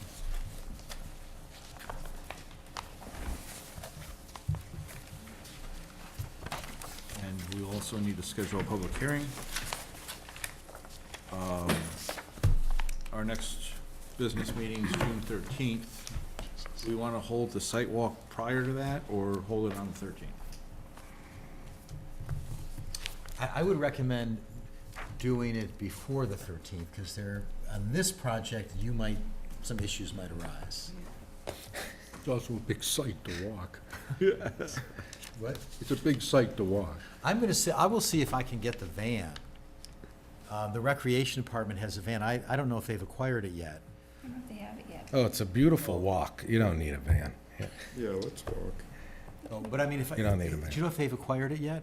I don't know if they've got it yet. They probably It don't. looks like there's plenty of places for us to park. We can go in and park right here, and then it's really, it's only a couple thousand feet. You know, it's not that bad. And we can pretty much stay on the existing roadway. Ticks will be not that prevalent, so. So would the best thing be to, if the owner opens the gate, we would Yeah. just come Oh, in yeah. the new road, park there, and then we could walk all the way Yeah, down? and actually, the best place would be to come right back here by the barn. There's a plenty of room back there. Is that road navigable out there right now? This? Yes? Oh, yeah. Oh, yeah, you can drive all the way out. It ends right about here. So no construction has gone forward from pretty much right about the line of the, well, you're into the shoreline zone, but not into probably the 150-foot zone yet. It's been cleared out there, though. You know, all the tree cutting has been done, so it's ready to go. And then it's all the erosion control is in out there, and it's pretty well stabilized already, obviously, but I'm at the Conservation Commission tomorrow night for this also, so they may want to join you on that sidewalk, so I'll give them this date when you set it. So, May 23rd for the site walk. June 13th for the public hearing? 4 o'clock for the site walk? Does that sound reasonable? What day is May 23rd? It's Wednesday. That'll be the next, during our It's the next day of our public workshop. Yes, that'd be the day of the workshop. What time? 4 o'clock? Great.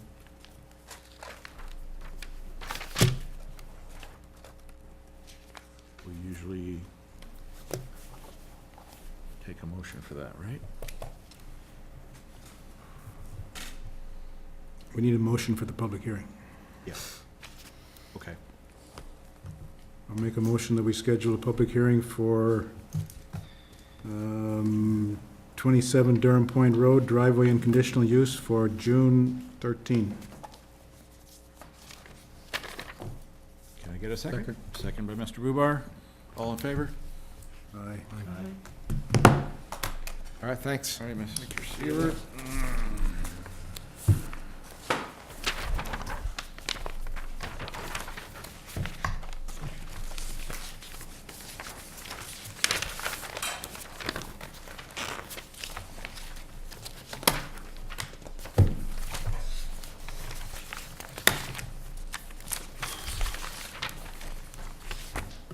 Item 12, introduction to Rick Tainter, Mill Plaza redevelopment, 7 Mill Road.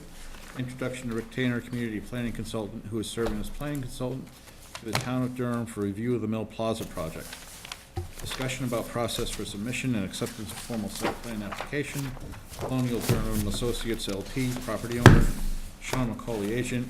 Joe Parashino, Tigan Bond engineer. Steve Sussel and Emily Ennis Harriman, site planner.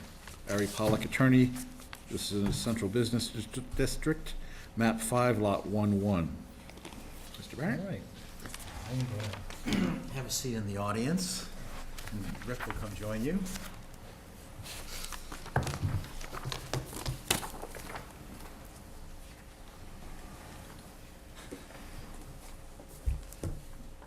You want to read it, or? No, I'll read it. I think before we start, I have to respond to a request for recusal, so I've written something up.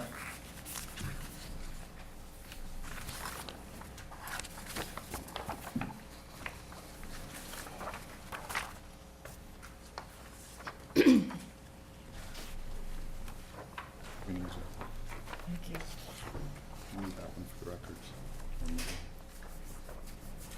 That's the signed one. This is a signed one? All right.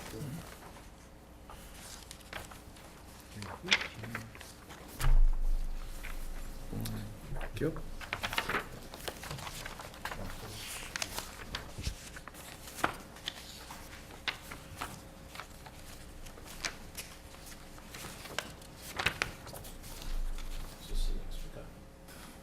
Yeah, that's extra, I guess.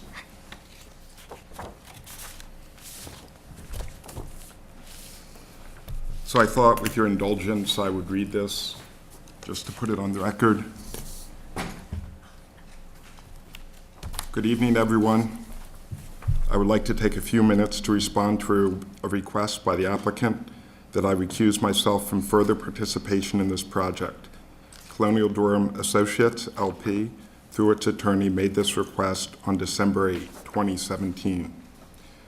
In quick summary, while I certainly regret that my comments on November 29, 2017 caused concern to the applicant, I will decline to recuse myself because I have not prejudged the application. There is no question in my mind that I can judge these matters fairly and in an unbiased manner, and very much expect that we can find a development solution that works for all involved. I certainly do not have a direct personal or pecuniary interest in the outcome which differs from the interests of other citizens. The fact that I, like many others, expressed our concerns regarding the preliminary concept should be taken constructively and help the applicant design an acceptable solution. There are 7 points that I would like to make in regard to this specific request. First, my comments were made in response to the applicant's preliminary conceptual consultation. As noted in the 2017-2018 volume of New Hampshire's Planning and Land Use Regulations, New Hampshire RSA 676-4 clearly and very specifically states that, quote, "Such consultation shall not bind either the applicant or the board, and statements made by planning board members shall not be the basis for disqualifying said members or invalidating any action taken." This point is further reinforced in the document, The Planning Board in New Hampshire, a Handbook for Local Officials, which many of us use as a reference guide. The handbook notes, quote, "Statements made by planning board members at pre-application discussions cannot be used to disqualify them during review of the completed application or as the basis for invalidating any future action of the board." This all seems pretty clear to me, although I am not a lawyer. Second, if people are disqualified from the board for expressing negative sentiments against a project, it will likely have a chilling effect on future discussions about any project, with board members becoming overly concerned about expressing a negative view, and perhaps ordinary citizens who devote many hours of unpaid free time for the good of their community will decline to serve on the necessary quasi-judicial boards. We received a note from a Durham citizen who very eloquently stated this point.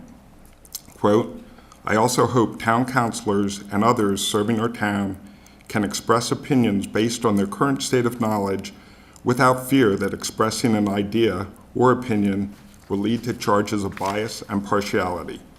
It is through the free exchange of ideas and opinions that we collectively construct the norms of our society and through which representative groups like the Planning Board can test different solutions and ultimately make informed and wise decisions."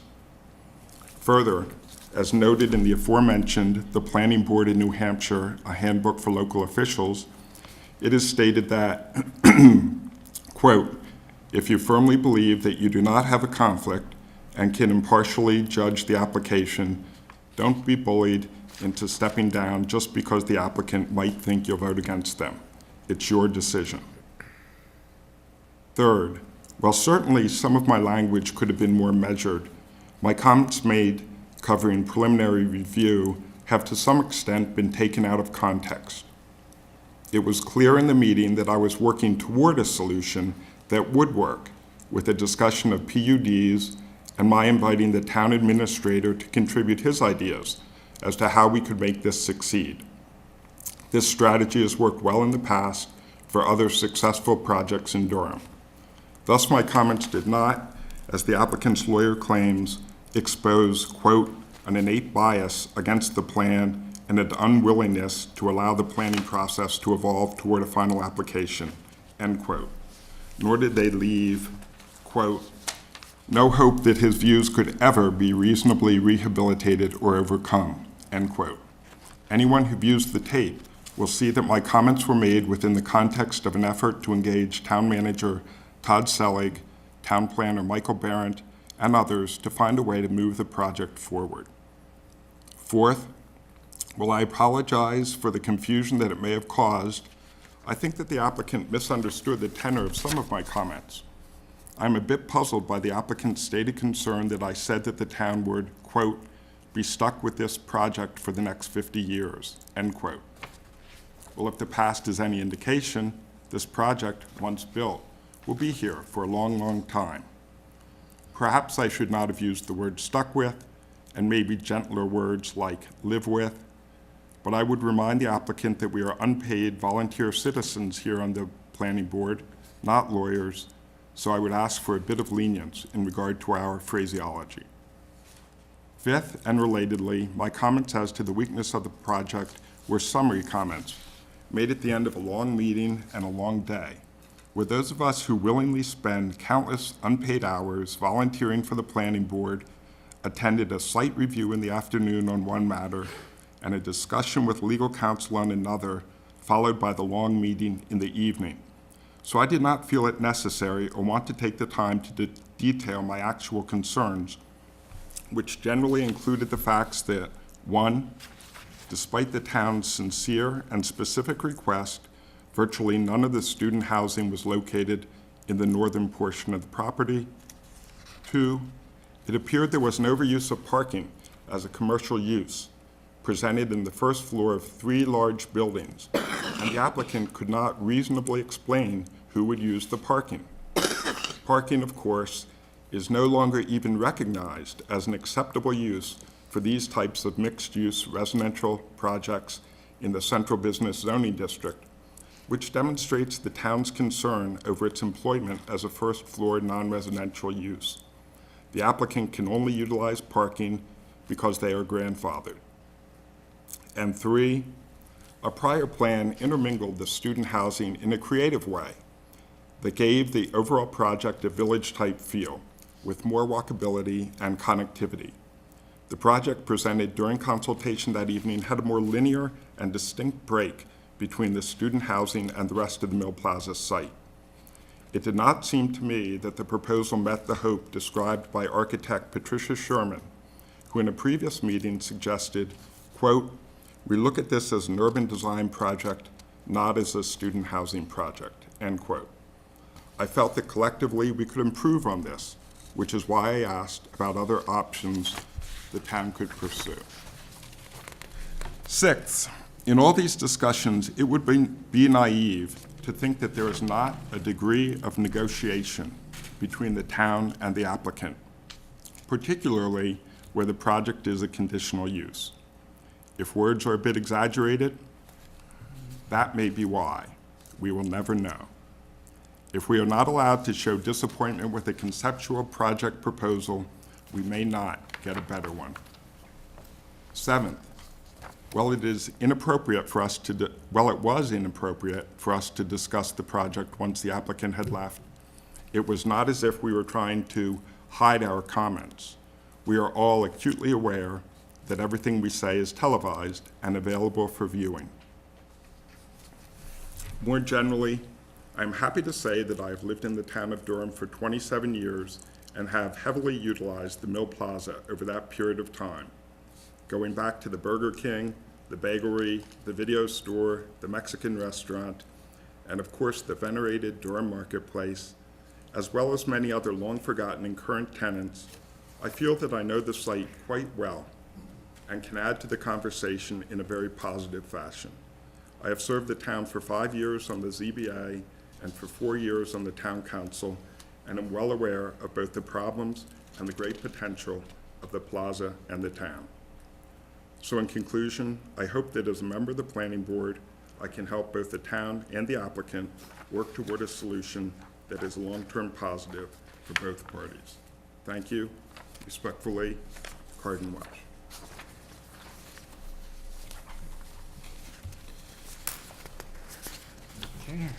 Thank you.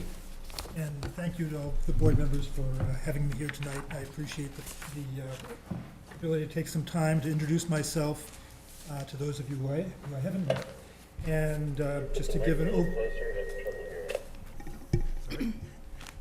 overview of what the process, I see the process going forward in the next couple of months.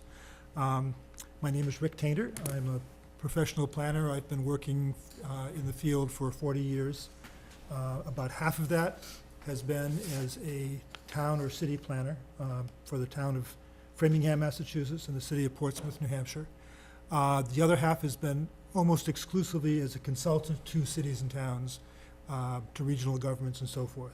My practice never included any substantial private developer consulting. So all of my experience, both as a consultant and as a municipal employee, has been on behalf of towns and cities. And I just wanted to put that out there so that you knew what my background is coming into this. I've done a lot of work reviewing development proposals.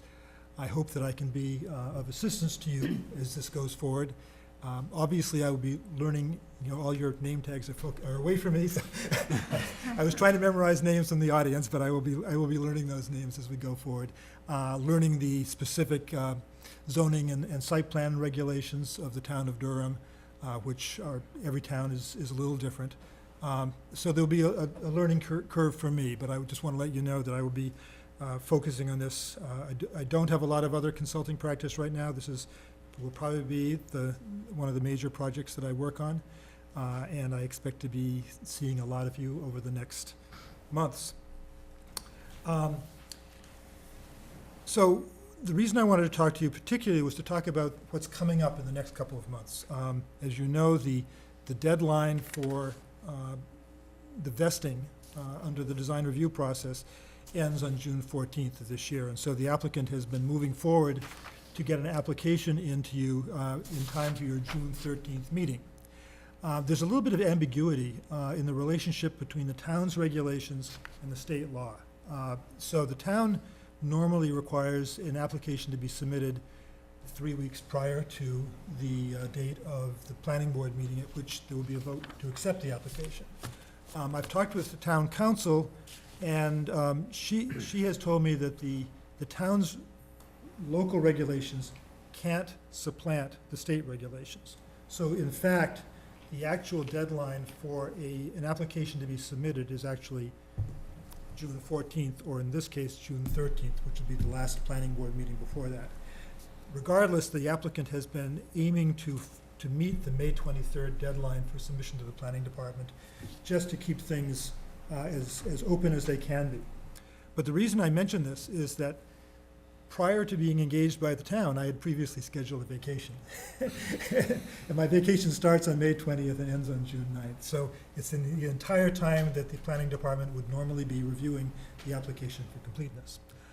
I intend to spend the entire day on, or as much of the day as I need to, on June 11th to go over what has been submitted at that point.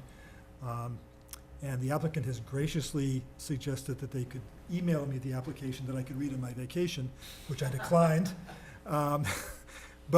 So you will not have on June 13th at your meeting the typical memo. You will not have received that the week before, several days before, as you would normally receive it. Just want to put that out there so that you're aware that the process of accepting this application may be a little bit different than your normal process. Again, if you're not comfortable on the 13th voting to accept the application at that point, you don't need to, at that point, you could actually postpone that to a subsequent meeting to the 27th if you needed to, because you'd be able, and I will set this all out for you on the 13th, but as long as they have met the statutory requirement to submit the application prior to the 14th, and to have it at a meeting of the board prior to the 14th, they will be all set from that regard. The other point that I want to make, just before I open this up for any questions, if you have any questions of me, is that tonight we should not be having any substantive discussion of the project. This is just, this is not a public hearing, no application has been submitted. So I'm happy to talk about process and questions. I would be uncomfortable talking about anything related to the project itself. You've received my memo talking about what items are expected to be submitted at certain times. To that, I would add that another study that is likely to be submitted after May 23rd, but before the June 13th planning board meeting, is the fiscal impact study. So you could expect that at that time as well, in addition to the stormwater management plan. But otherwise, as far as I know, the memo is pretty accurate. And that's really all I have to say, Mr. Chair. Thank you. Board, Mr. Bubar? What typically does a physical impact study look like? Well, What's in it? Yes, what's in it? A fiscal impact study is an assessment of the changes in town revenues and expenditures that will result from a project. So it would look at the, and they're done in different ways, and I'd have to look and see what process they're going to use, but they look at what the increased demands for town services would be, and some of those are direct demands, such as increased police calls to the site, increased fire department calls to the site, increased use of town utilities, and some of them are indirect expenses. Every use in the town uses the assessor's office, but you can't actually put a specific measure on that. So that there are methodologies that have been developed and there are different types of methodologies. There's one called an average cost, and there's one called a marginal cost, and there's one that's actually a specific, looking at individual departments. But what they would do is try to put a number on, given a project of this size, how much additional work does it cost for the town clerk and the town treasurer and the town assessor and the town planning department? These things that are not, and then the other side of it is the revenues. So what does the project produce in terms of tax revenues and maybe license fees and that sort of thing? Is this a present worth study? And if so, over what time period? No, it's, I wouldn't say it's a present worth study. I would, again, have to look at it, but usually what it is that it would look at maybe a period of, a different question, I guess, is the second part of your question, over what time period. And it may look at it at, year 1 and year 5 and year 10 or something like that. It certainly wouldn't be a, Wouldn't be a present value of No. annual carrying No, charges, no. costs, okay. I'm a little surprised this fiscal impact study is going to be given to us on the May 23rd when we haven't yet seen the project itself, hasn't been an application yet. How did this study, in the past, these studies have been initiated by the planning board. Planning board have given the terms of reference of what we expected from these studies, and then the applicant hired a consultant and produced a study. I think in this particular case, for example, there are some other fiscal impacts which certainly I would like to see some information on. But to decide at this point what information we want from a fiscal impact study before we've even seen the project, I think is a bit well, as I say, the that, cart before the horse. I'm just wondering yeah. how this happened, how we got into this situation where we're getting the fiscal impact study at the same time we see the project. Well, I guess that you certainly could ask for it to be postponed, I guess, if that's what you wanted to do. The applicant has proposed that they would submit, not on the 23rd, but on the 13th. They proposed to whom? Proposed, I guess, to me. Okay. Yeah. I mean, it's the same thing with, they're also talking about doing the stormwater management plan at the same time. So, I mean, a fiscal impact study is not, they're pretty standard. They're not, I realize they are for most projects, but this is not a standard project, and we have issues concerning market impact on markets, impact on values of properties, these sorts of things that will have sure. are part of the fiscal impact study, and whether they're going to be covering those things or not, I don't know. Well, certainly you can always ask for a supplemental study. Once you've reviewed the initial study. We'll see what happens when we get Yeah. it, but. Sure. I mean, all of these things, if you're not satisfied with a study that's been submitted and you don't feel it covers all the bases, you always have the right to either ask for a supplemental study or ask for a peer review, have another Right. consultant come in and review the project, the same thing. And the fact of the applicant submitting a study doesn't take away any of your ability to ask for further studies. Okay.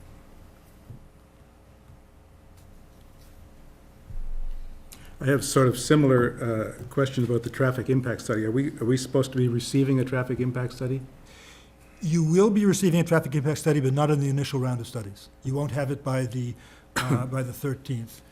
That's taking a little bit longer, and the applicant's engineers have met with the Public Works and other departments and have, tried to scope out what are the types of things that need to be looked at in that study. And in addition to that, as I noted in the memo, you have the ability to require the applicant to pay for a run of the traffic Correct. model. And we've assumed that you're going to do that for a project of this scale. And so the applicant has met with the consultants, the engineering firm that helped develop that model, and will coordinate with them. Okay. I think there may be other studies that we will require, but I don't think this is the Certainly. appropriate time to be Right, discussing that. and you won't, you probably won't know until you start looking Exactly. at the project in detail. So that's kind of the main message I want to give you, is that we're trying to meet the deadline, the June 14th deadline, and at some point after that June 13th meeting, you as a board will take a vote to determine whether the application is complete, if not, what other materials need to be submitted, and whether at that point to accept it for the start of review and processing. which sets a time clock working. It does, but, you're in control of that time clock. That's right. Mr. Wells, Counselor? Yeah, Rick, I'm just wondering how we should view the project that was shown to the TRG. How you should view it? Yes. What do you mean? Well, we're getting the final project on May 13th, Yeah, or on June June 13th, 13th, yeah, excuse me. yeah. How should we view the one that was just shown to the TRG? Oh, I see what you mean, whether, Is that the final project? no, it is not the final project. It has been, it will have been, they are still working on it. And they're Okay. still revising it, and I believe that there are significant changes, there will be significant changes based on comments from the TRG and from other town, from the TRG as a group, and then from individual members of the TRG separately. Okay, so we should expect some changes. You certainly should, yes.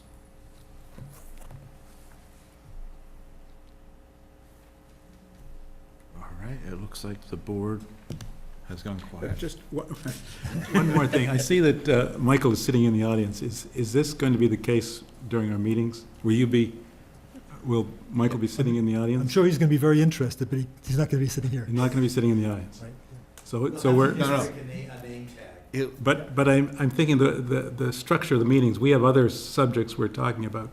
So he'll be there, He'll be and then he'll here leave, and then he'll and- come back again. Yeah. Yeah.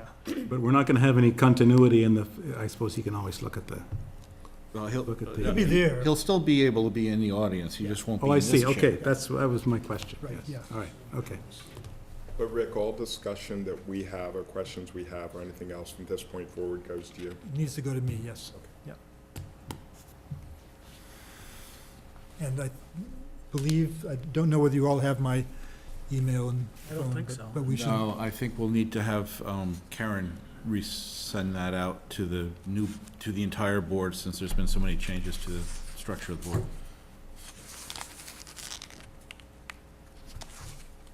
So everything will be coming from you.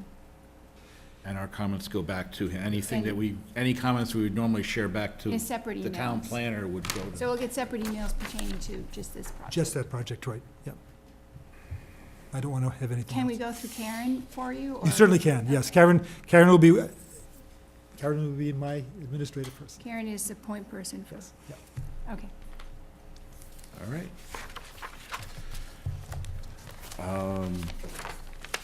Now, I just had this,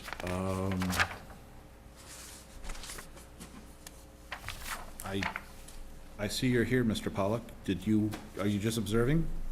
I don't believe there's any opportunity for the applicant to speak to that, so I was here for the purpose of observation.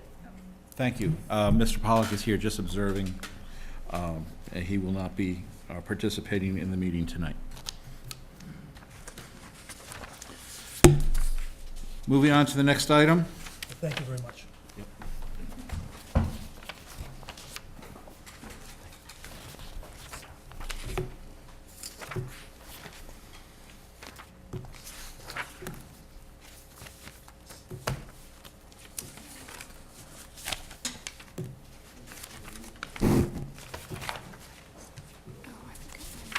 Item 13, solar energy systems, and given what else we have, I'd like to put about a 20-minute time box around this topic, so that we have time to do our annual meeting. Does that sound reasonable to everyone? Sure, Yeah. gotta fix it, aren't we? Achievable. It's going to be highly achievable.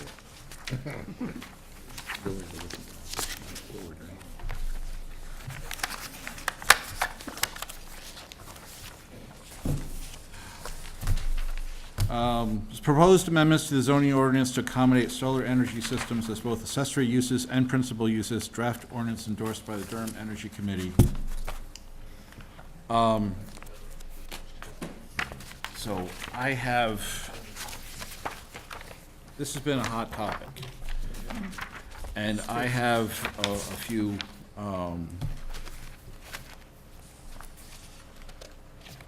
statement I'd like to make, since I wasn't at the last meeting. Watch the DCAT.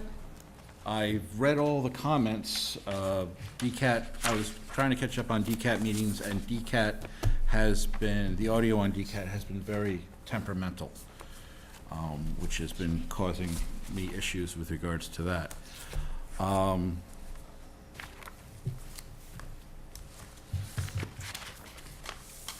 not going to go through everything I was planning on saying, but I firmly believe that a lot of what was going on was because of the current state of where we are with the master plan and how and the fact that we haven't yet dealt with how we want to apply the master plan to our zoning ordinances.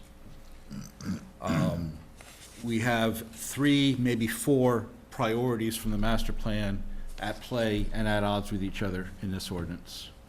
And I firmly believe that until we decide how we want to deal with priority conflicts from the master plan, we're going to have trouble trying to come to any sort of consensus with regards to this ordinance or any other ordinance where the priorities from the master plan are contradictory with each other.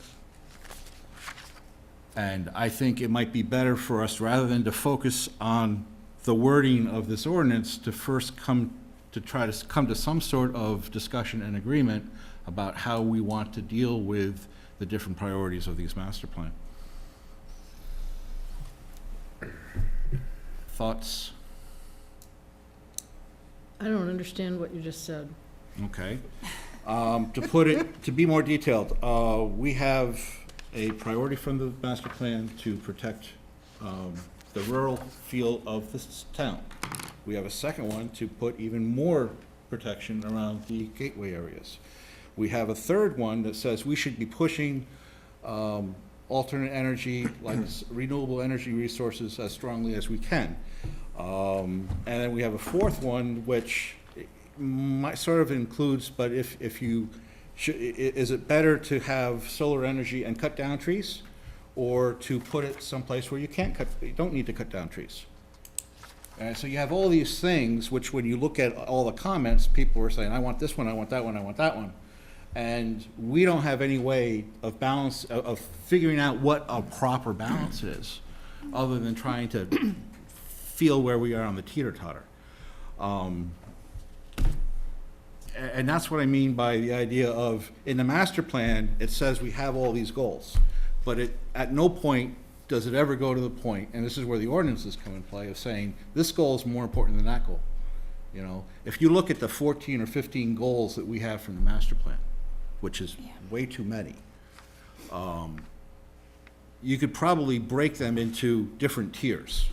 Some are extremely important and would be considered our highest priorities. Others are medium priority. Others are, might even be less than that. Maybe not. Maybe there's 2 groups. But what is the method and rule? Are we just going to be random about it, or are we going to try to figure out which goals of the master plan are going to have a bend, or shall we say, will bend in favor of others?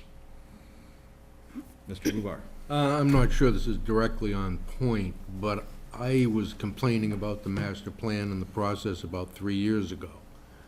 And the response that I got was that the master plan is a visioning statement. It has no measurable objectives, no timelines. I don't think they have the goals as hard as you're suggesting they are. And so I think it's really left to the planning board to ferret through the ones that they can do, we can do. I mean, there's no fiscal impact statements, you don't know. I mean, this is all wonderful stuff, but I haven't seen any real documentation that supports it and suggests this is why it's good for, other than somebody thinks it's good. I mean, it was a popularity plan. It wasn't a driven business plan. Yeah, I sort of wonder about that as well. We have this, we always do the council objectives for the year, and I wanted to rank them a couple years ago, and people didn't want to do it. So we have not ranked them, or we've sort of ranked them, but not really, because people didn't want to make that ranking, because it's not always apparent that, you know, one should trump the other, because a lot of it is situational. So we might want a lively downtown and vibrant downtown, but if that's going to mean that we have to have buildings 6 stories tall, people wouldn't go for that. So it's very difficult to rank them the way you're suggesting, partly because I think this is government, it's not a business. And so it's not as hierarchical or lineal as maybe some of us who are in business are used to. But you can't measure, you can't manage what you don't measure. I mean, that's how I was brought up. And so if you're gonna do something, you really need to have measurable objectives that you can work towards. And I realize it's not a business, it's a government organization, yeah. but if you aren't measuring it, you're not managing it. Yeah, it's just a lot of governmental objectives, or the council goals are very difficult to measure. To measure. It's difficult to measure people's perspectives, and that's really what we have. All the comments are, the perspectives depends on just what side of the road they're on, and the word balance keeps coming up, and I'm not sure if we could, I get what you're saying, Paul, and I kind of see how that might be something you could do if you could somehow measure that perspective. But I think in the process of this, whether or not we decide to figure out what is more important in our town or not, but in the process of going through this solar, just as when we were beginning to look at the agricultural uses in town, I think that's where the dust is going to settle, and that's where we might, you know, find what our real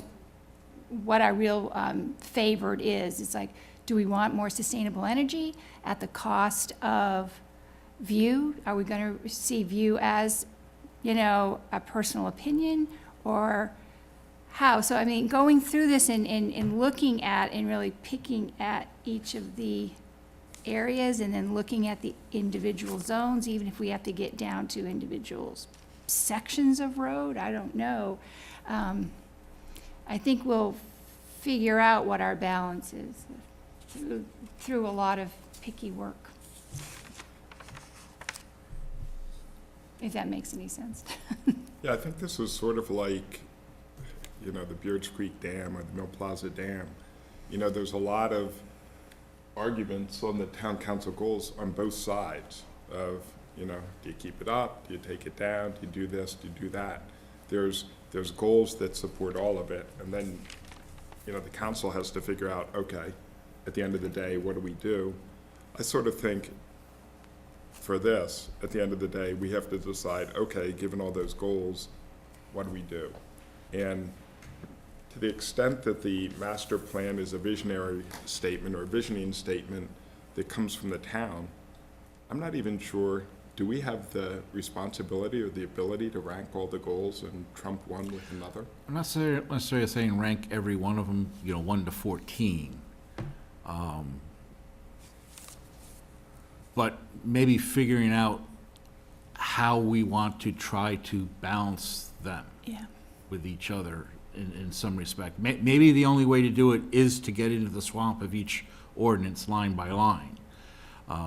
It's going to be ugly and slow.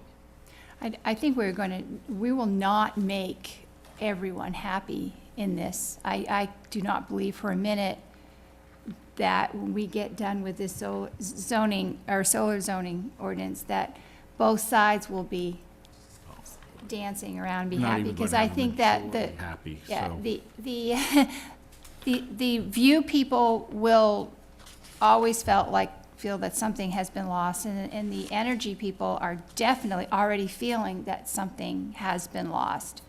There are people in this town that want no rules, and then there are others that think that we should have, you know, you should only be allowed, certain houses should be allowed it under certain conditions. So I think the balance is going to be a difficult balance. And I think that this is probably good for Durham, because I think we're really meeting ourselves in the mirror and having to figure out, you know, because our values are clashing. But we need to figure out a way how to make it work both ways. Well, that's And why, it's not going to be an easy step. Okay, I'm no, done. that's why I liked Michael's suggestion of, let's not get rid of what we have. Let's use that as like the bones. And then let's take some of the comments and see if we can improve on that in a way that maybe makes this work better for the town.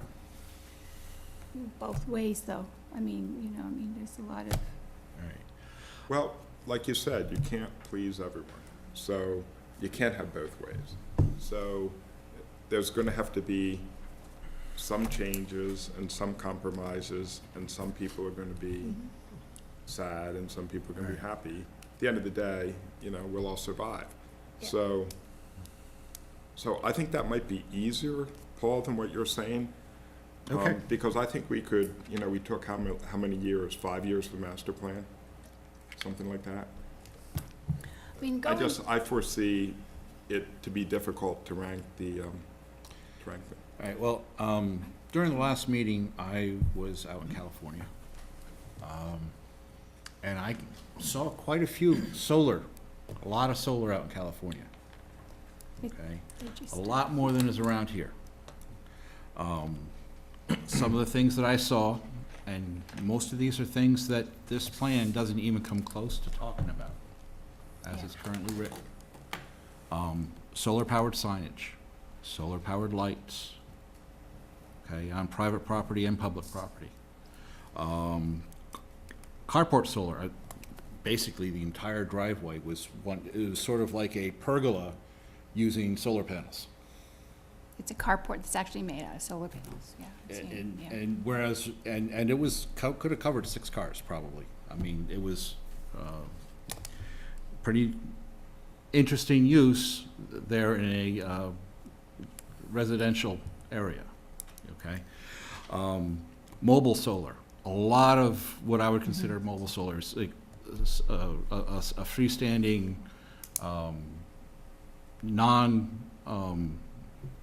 it wasn't a tracking, but it was just a freestanding solar in the middle of a parking lot where they could just, if they wanted to, hook move it around using the same kind of facility, a flatbed tow truck.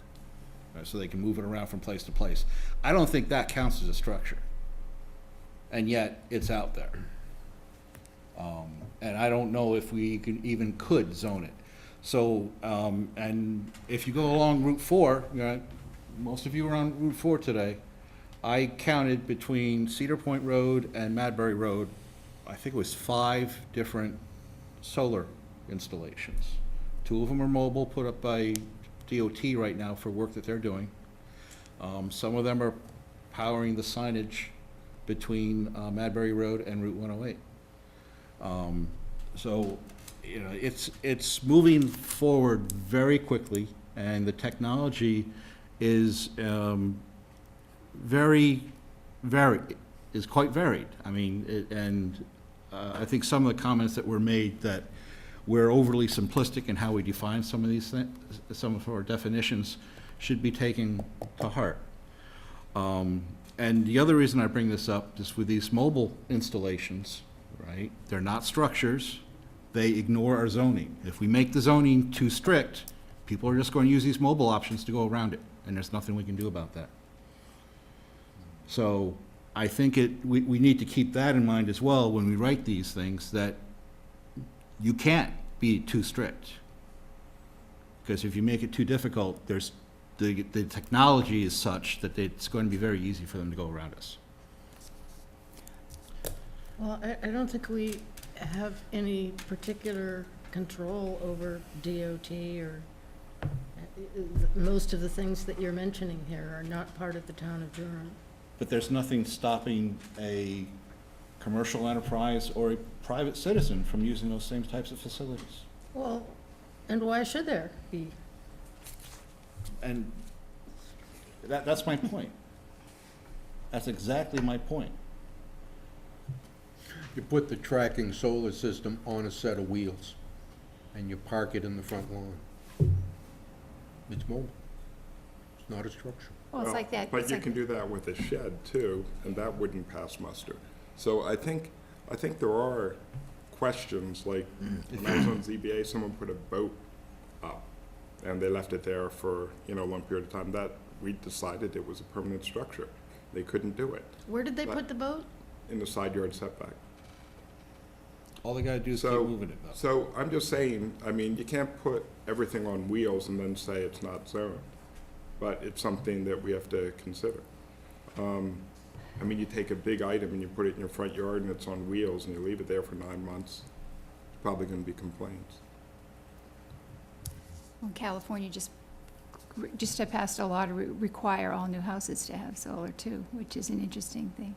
I found this whole process interesting to see how we really are, and maybe that is, going through this, we have to keep in mind what is important, what is the most important thing in the best interest of Durham, in the best interest of New Hampshire, in the best interest of the planet. I don't know. Well, I do know, I have strong opinions on it, but, for myself, but, I think we have to tackle it and go through the mud that we have here. Not that, I don't want to be, disparaging of it, but there's a lot of stuff here. And there's a lot of personal comments, and some of them aren't necessarily valid. Some of the information, some of the personal comments people made weren't necessarily true, or not necessarily true to that situation, or could never happen anyways, because there's actually no spot on that road where anybody could do that without causing great expense by chopping down trees. And so I think we need to address it all. Well, that's why I did. wrote to you, both of you today, I think it was today, suggesting that we need some education. I think the town needs some education. I think we could use some education as we confront this, or we'll just kind of drown in it. I agree, and under other business, I want to talk about the workshop's agenda, and we'll bring that up then. Your suggestion regarding the,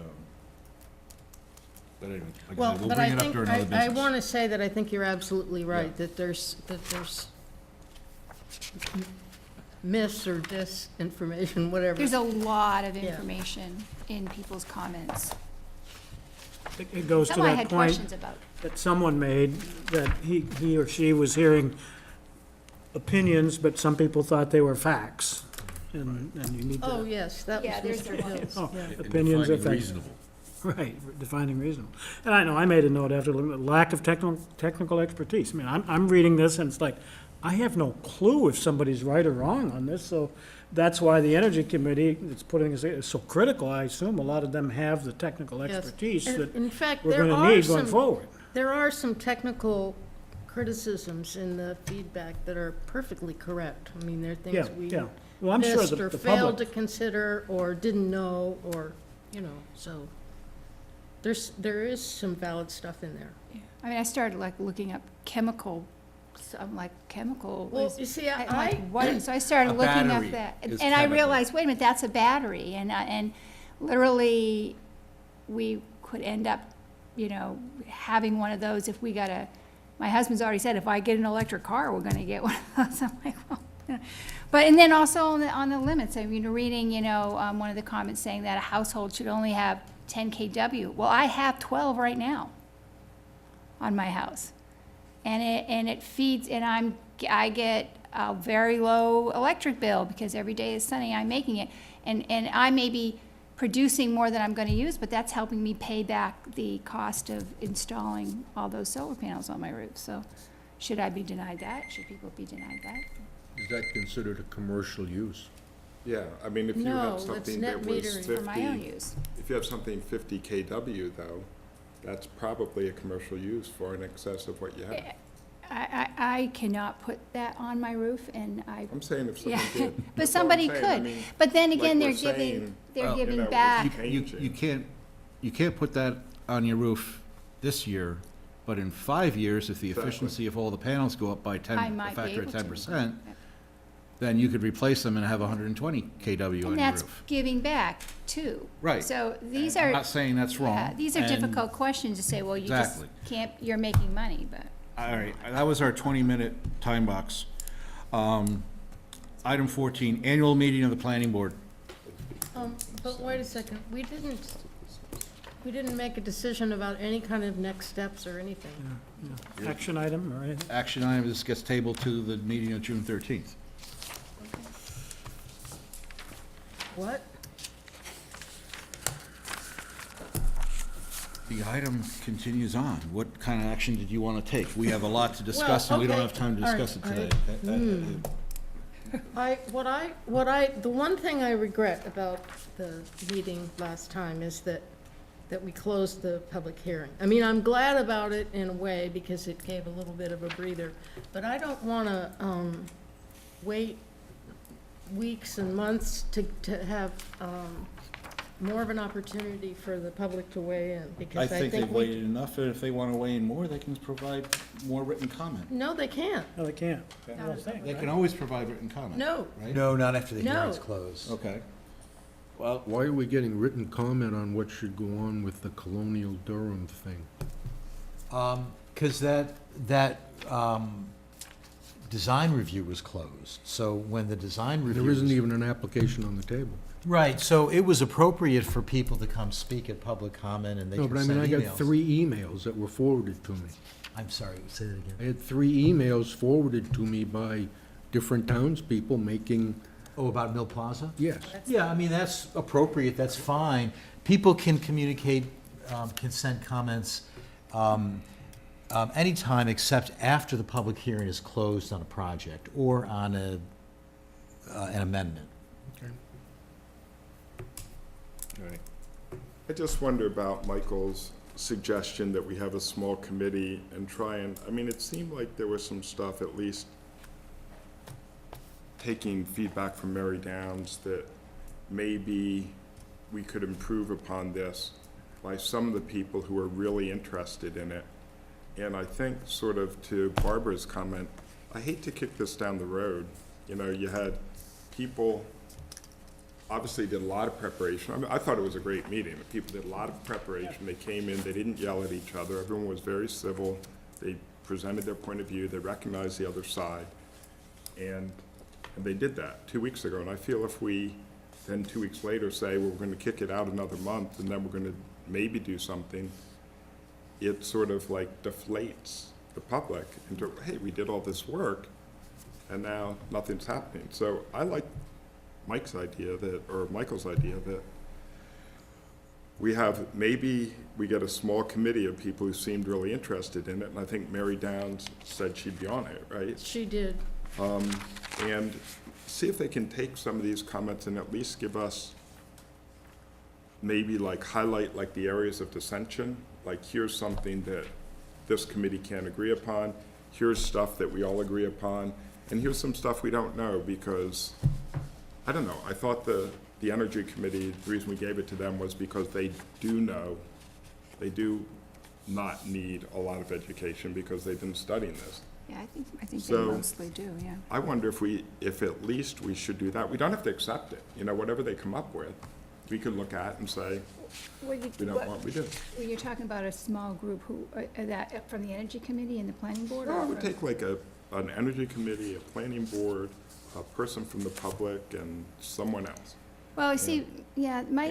And try and take all this stuff, and maybe work with Michael and try and take all this stuff, and, because some of it seemed to make a lot of sense, and some of it was more contentious. But, I think when you look at what the Energy Committee took a lot of time to put all this together, I mean, you guys spent a lot of time on creating this, and I think to just say, now we'll just I mean, this is what they decided, that this is standing, this is what we think is the best for the town, and are leaving it up to us to take it and start picking it apart again, like to go and well, here are some public comments, let's now rewrite it. That's just Well, why like, do you well, think we why? have public comments? you know, yeah, but to say to people that volunteer to be on committees and to put the amount of time that it takes to write an ordinance, and then to say, okay, now it goes to public comments and everything you've said is just gonna be rewritten. No, I didn't say that. I said we were going That to is use what this as the bones or the basis of what we're going to have, and then we're going to have a committee look at it and try and find ways that they think it should be changed. Like, there was some stuff to me that seemed pretty, not like a lot of people would agree upon. There's some stuff that people aren't going to, but let's kind of narrow it down so we get that. I mean, we had to go to the Energy Committee. Just think, it's the Energy Committee. They definitely have a bias. So to say that, in fact, we talked about this, I think, with Lauren, when they came up with something, you know, Michael said, should we just present this, or should the planning board make its comments? And we decided, no, the planning board has responsibility. We don't just take something. I mean, you wouldn't have the ag come up and say, hey, here's all of the, I don't think you would, here's all the zoning that we want for agriculture, because we know those guys have a bias. They want to have as much agriculture everywhere. So it's up to us, we're responsible, and then when the town comes in and gives a lot of, you know, well thought out feedback, we have to accept that. We can't just say, well, the Energy Committee has a lot of expertise, so let's just do what they said.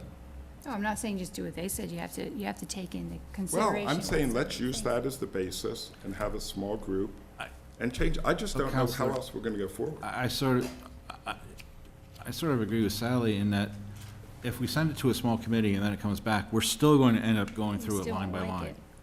But then As a group here, because whatever comes back from that committee, we're going to rewrite half of it.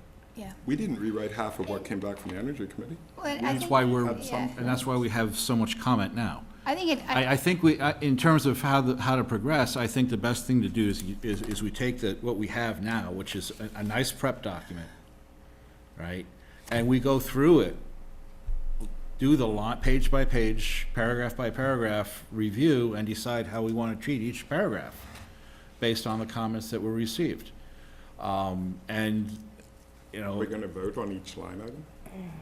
we're going to come to a consensus of how consensus. it should be worded. And we vote on the final thing. we can just treat it like a zoning rewrite. I mean, we went through zoning rewrites Yeah. all the time, Yeah. you know, just separate meetings, and that, I don't wanna say we need more meetings, but, I mean, clearly, we can't do this at a planning board meeting. We need a separate zoning rewrite or, committee rewrite, and either all of us can make it, or some of us can make it and go through paragraph, you know, section by section. And if you have a separate committee, and especially if who's gonna be on that committee, and then they bring it back, and then one of us is like, no, I don't like it, and then the addition of a private citizen on that, well then, what is their particular opinion? What is their bias? What private citizen would we find that we could, you know what I mean? You could have one that came in with a very strong bias one way or another, which would then upset. So I think that to throw it back out to the public isn't necessary. They have had their comments, and if we decide to open more public comment up, that's fine. But we're representational of the public as a board anyways. We're from, none of us are, well, we're elected, but that's what a board is. It's that residential representation, it's that private citizen representation that is chosen to be on this board. So we should be able to then look at the comments, take what the Energy Commission has decided to create, listen to and look at the comments, and take the comments to heart, decide where we need to weight it and to balance it as best as we can to fit both of those visions that the town has. And then we go back for public hearing again. And then go back and then hear it again and maybe fine tune I think it. going back to public hearing without doing all that other work is just a waste of a cycle. Adding more opinions. But I didn't hear anybody propose that, so I don't know why. I really liked your suggestion that you sent about a group of people, a committee, whatever you want to call it. I do think that if there were somebody in the public who was willing to be part of that, who represented, whose views more or less represented the contingent that is concerned about aesthetics, that would be a really good thing, to have that person be part of this. And with the understanding that the purpose of the group is to reach a compromise on that issue. We all support solar, renewable energy. We love it. We just don't want to look at it. And Yeah, we need to well, work with that. And That's not necessarily everyone's No, but opinion, no, though. That's the main gist of that particular Minority. thread. Of that particular I'm sure it group. is important. Say But it's if you minority. just have a person that's worried about aesthetics on the group and not have a last person person that I would want on that has, group. But yeah, I I think that shows a bias, and then people coming, then you, Too many people are talking at once. I think you can't have anybody that has a particular, I think we have to trust our process as a government agency here, or as a planning board, as citizens that represent the citizens of the state, I would of like this to throw out town. another option. All right, I'm personally am not all that fond of the subcommittee idea, but how about, we have 5 Wednesdays in May. We could have a special meeting on the 30th where we focus just on this document. That speeds it along, and it gets all of our opinions involved. Comments, Mr. Buhar? We're getting closer and closer to high sun, and I think the sensitivity to granting permission for people who want to spend their money on solar is going to heat up. If this was January, then I think we have plenty of time. So I kind of support your suggestion that, let's get at it. Yeah, I think we could have a reprise on too much solar installation, because we've just come out of that 360, the Energized 360, when a lot of the deals were being made. So I think right now there's kind of a lull anyways. I don't think we have to worry about massive amounts of solar projects popping up all over town. I think a lot of people that have done it already. And with some of the state rebate having already disappeared, so I think there's, I don't think we have to rush on it. But I think we should, just to get it done as soon as we can. I think I agree with what Bill said. I think this is really a zoning amendment, and it may be specific to solar, but it's a zoning amendment. I think we should treat it the same way we do other ones. We've had the basic plan was prepared by the Energy Committee. We've had public comments, and now I think it's the planning board's job to draft up what we think is what we want. So I think your idea of having a meeting is, I would agree with that. And I think it is a planning board's job, not some subcommittee. Yeah, it's I would support that as well, but I would not want, with all due respect, Barbara, somebody from the public on a committee. I Right. think I we don't can think do that's it. right. We've heard, and we would run ourselves down a rabbit hole if we picked one person. We would Can't. be chastised. Why did you pick that person? So We're the I would say people we're the from ones the that- community. I will need That's a just the motion for the point. special meeting. I would move that we have a meeting on May 30th to solely discuss the solar energy systems and ordinance. Second I that. wonder if we could have it on May 16. May 16th? That's next That's Wednesday. next That's Wednesday. 7 weeks. How much time do we need to Next publish? Next week. Next week. Next week. Oh, there's no hearing, all you need is 24 hours for the agenda. 24 hours for the agenda? Yeah. That's the 16th, right? 16th, what's my schedule like? Yeah, I don't think I have any conflicts. Next Wednesday? Next Wednesday? It's all right with me. Would you So expect any update of that note that you sent out? Or is all the information there that we're going to get? Oh, everything's in there, Okay, then I think we should do it next unless week. there's any other information you want me to look into. We No, got that's enough. fine. I just, All right, I remember the reason why I didn't choose the 16th. There's another group that has this room on the 16th? Third Wednesday.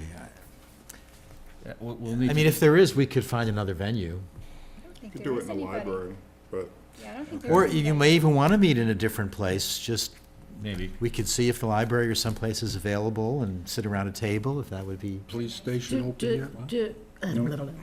Decat, Does it have to Oh. be decatted? I think that's up to you. I think it's town policy that we try to have all of our board meetings with DCAT. But if there's a reason to meet somewhere else and it's not convenient for DCAT, I think that's okay. I don't think We there's did that with anything land on use a this. couple Pardon? times. We did that with land use, we met at the police department. Yeah. Okay. Police station will be decatted when it's done, but right now. Oh, I would assume. Once it's done, yeah. Rent a room across the street? So, Durham up do, We're in the old town? I think, I personally think that if we do this one someplace where there isn't DCAT, the public's going to get annoyed with us. Well, that's what I think. That's probably, I think that's a good point. And, It will be a public meeting, right? well, yes, it would have to So- be a public meeting. People They can would, they could and- come if they want Yes. Sure. and sit there quietly. And DCAT might be able to go elsewhere, but if you want Yeah. DCAT, we should meet here. We should meet here. Yeah, there's nothing scheduled. There's nothing scheduled for the 16th? Not on Excellent, the thank you. 16th. That was what I was going to I ask. will modify my motion Rex to on be Thursday. May 16th We have a as opposed to the modification to the 30th. motion for it to be May 16th. I believe I still need a second. Second that. Second, all in favor? Aye. Thank you. And so that will be next Wednesday, May 16th at 7 o'clock in council chambers. If council chambers for some reason is not available, then, We'll use a room upstairs. It- yeah, or I'll talk with you if we need to. We'll see what we can arrange. Very good. Chair, have any- Chair Osmus? Yes, Counselor. And that's the only thing we'll be looking at. That will be That the night. only thing on the agenda for that night. If we have any questions as to technology or chemistry or science or industry or technology, can we Well, that is send them to actually. you and this you is- can do your best to find the answer? Sure? Well, don't,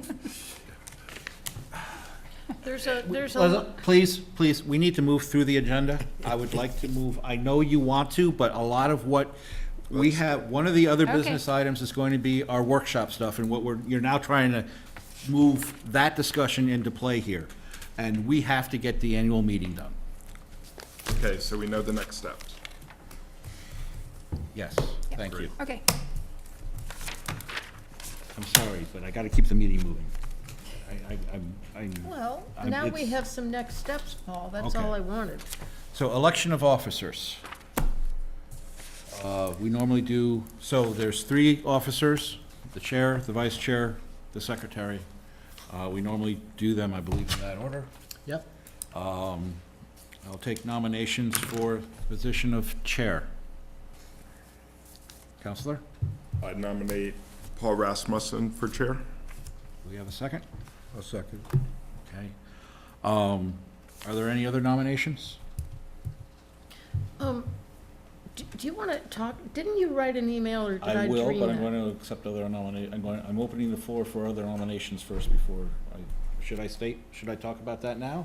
Well, I don't know. I don't Is know there- that Maybe I everybody- should, all right, all right. Most of you should know this, but I have a new role at work, and that is going to require me to travel every 12 weeks.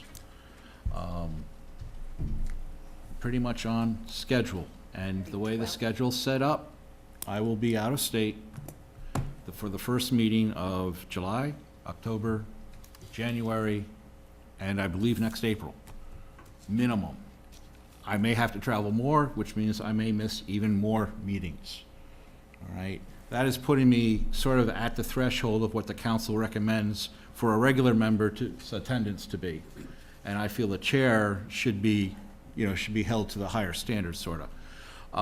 And because of that, I raised the concern that if you want me to stay as chair, I'm telling you right now, I might have an attendance issue. If it looks to be like it's going to really get worse, I may even step down to alternate and request that the council move, give me an alternate position and take me off as a regular member. So we can address that if it happens at the time, but I want to make sure you're all aware of it before you elect me to fill this chair for another year. What do you want yourself? Like I said, I'm going to be in a position where I will be trying really hard to make up for what I feel I am lacking in doing as my role with the lowered attendance. I mean, and the travel, it affects not just meetings, but also preparation of the meeting, because, you know, Michael and the chair do have a lot of conversations outside the meeting as well, and so far that hasn't been too bad, and Barbara has done a good job at filling in for me when I'm not available, and I will let them know ahead of time, you know, keep me out of the loop for this cycle, and it's just the two of them. So that has been working. I believe, anyway. What do you think, Barbara? Yeah, Yeah? well, I mean, yeah, pretty much. I mean, I think nothing is perfect, so Yeah. we could make it better. So, I mean, if you want me, I will do it. It's just, there's those limitations we're going to need to work around. Mr. Brown? Certainly, I think it's been working well with Barbara. I mean, it's been a learning experience for Barbara as it is for all of us, but as I've thought about this, I would like to see that continue. That'd be my preference, to see the two of To you. see me keep learning? We all keep learning. I agree. Lifelong learners, Barbara, you know that, but so was I. I love But I that. think you've handled it well, and I would, short of any option, that to me would be my suggestion. I If think, you're willing to be nominated for vice chair, we haven't got there Well, yet. I already am, and, you know, so I would, Yeah, we could vote you out. oh, I'm sorry. do we have to Excuse me. move? Although it doesn't hurt to talk about the Yeah. current and prospective vice chair if that arrangement is comfortable. I mean, it could be someone other than you, Barbara, Well, but you when- are when currently in that When position. I was, what's the word, chosen to be vice chair? Anointed. Anointed. Warren told me, in no uncertain terms. There was a bit of arm twisting that day, yes. No, he said, you know, that's the kindergarten for chair or something like that. And so I would be not comfortable being chair this coming year, but maybe after more learning, I could, you know, think about that for the. But you're comfortable being vice chair? Yes. And filling in as necessary when Paul's not here? Okay, Paul, could I just ask you, yes. you know, we have Mill Plaza is going to be a big deal. Do you feel that you're going to be able to stay chair through that period of time?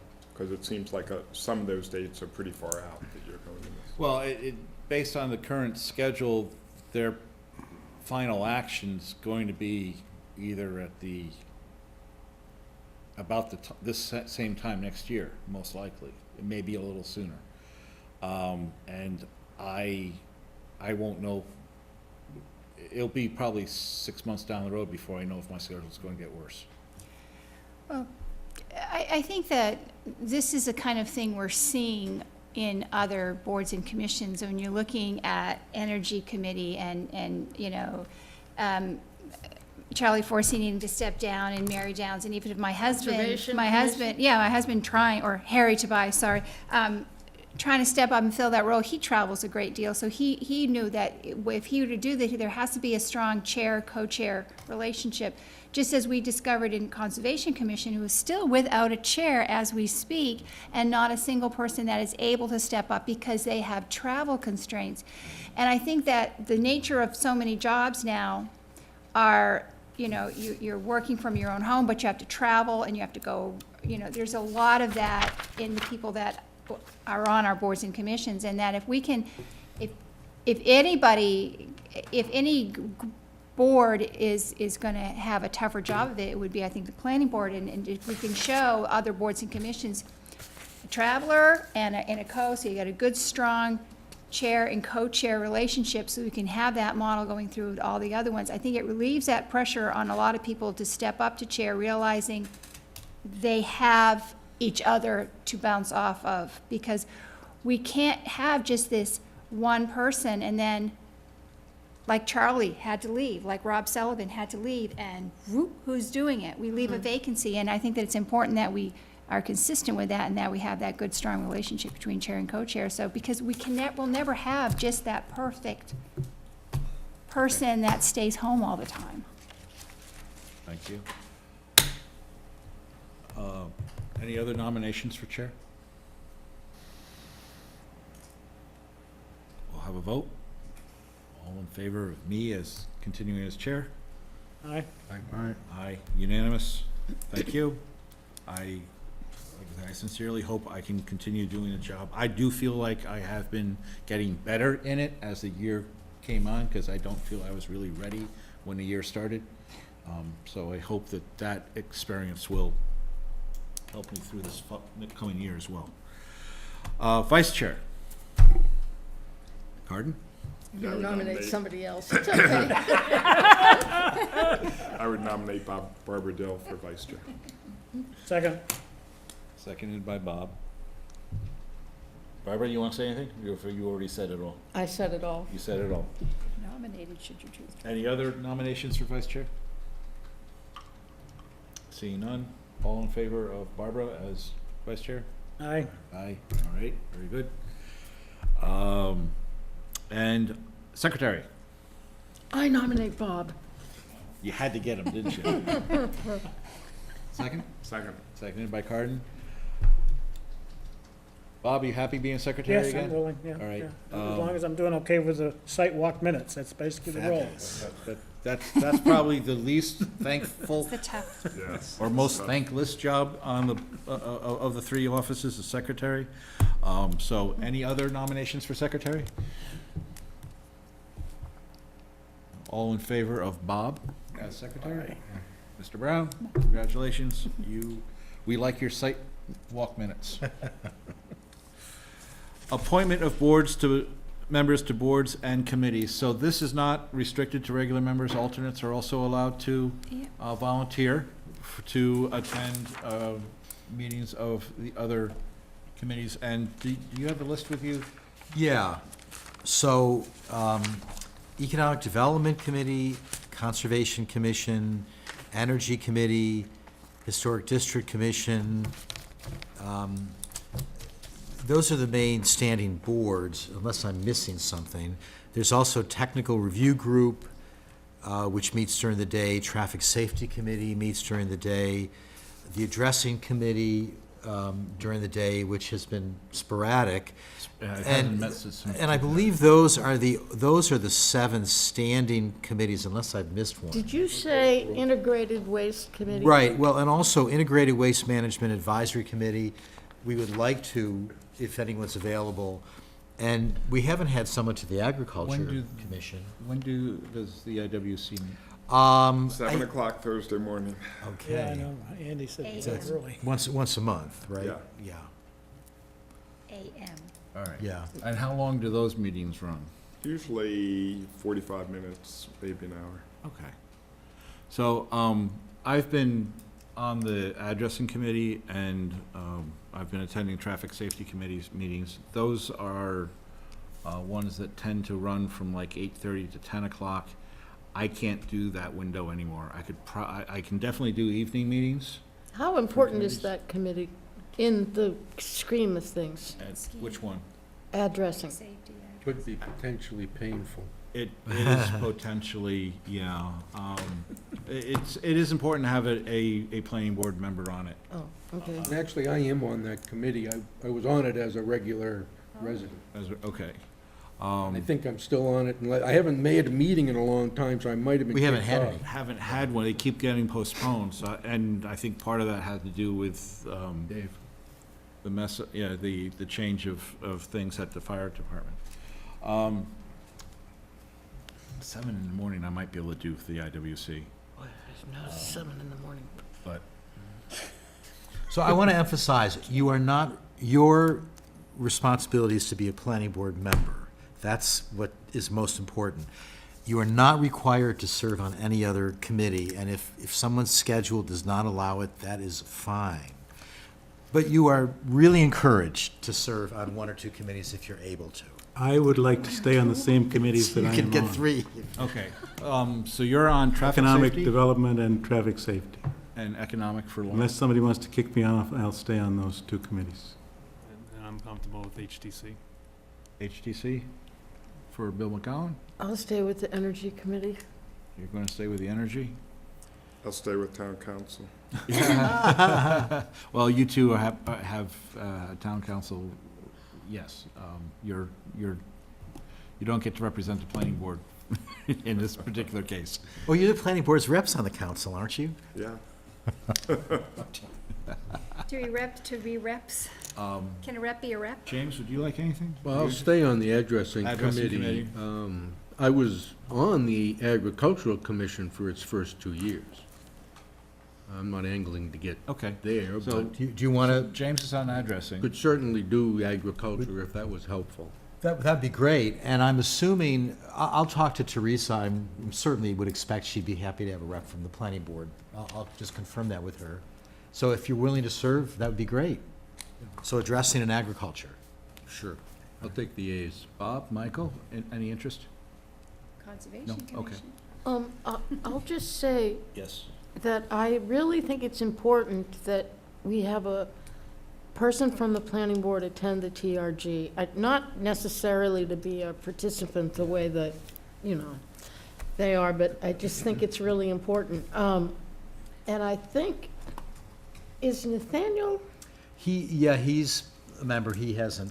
I mean, the TRG. I'd be willing to do it if, or maybe if Nathaniel wanted to split it with me or something. Yeah, or you can both. As long be- as there was somebody there. You can both be on it, and then that way it's a better chance that at least one of you make it. All right. So Barbara is Energy Committee and TRG. All right, what's not covered? And so Nathaniel, I assume we'll keep him on the TRG? Sure. So Conservation Commission and International Integrated Waste Management, if there is somebody? International Affairs. You know, Michael, I usually go to the IWMAC. Oh. So, but, I mean, if Paul prefers to. No, I'd rather take a night, and I believe Okay. Conservation Commission meets at night, right? Yeah, it's the, Jay, keep talking. second that's Thursday of every great. month at You can 7 talk p.m. about skunk cabbage. Oh, they're right, they're the day after this meeting Yeah. usually. Well, yeah, or the Usually. week before, yeah. All right. Is that all right? So Yeah, Paul, that's fine. Conservation Commission, and Carden, do we put you on for Waste Management? Sure. Waste? Well, that's great. So we have somebody for all the committees. We haven't done And that I in a didn't have while. to do any. And that's right. Council and Planning Board is a lot. Go to stewardships. All right, comments about prior year and upcoming year. That stuff.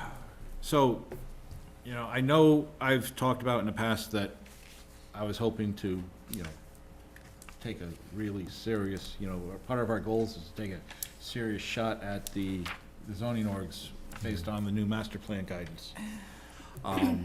But we have the solar here, ag's going to show up, and I expect it's going to be Same thing. the same thing all over again. And with Mill Plaza, those are going to chew up guaranteed probably the whole summer's shot right there. Yeah. So I don't know we'll continue pushing the zoning Yeah, rewrite that's a along. major but it's going to priority. end up being, even though it's a major priority, I think it's going to end up being slow. Okay, that's Slow push. that's fine.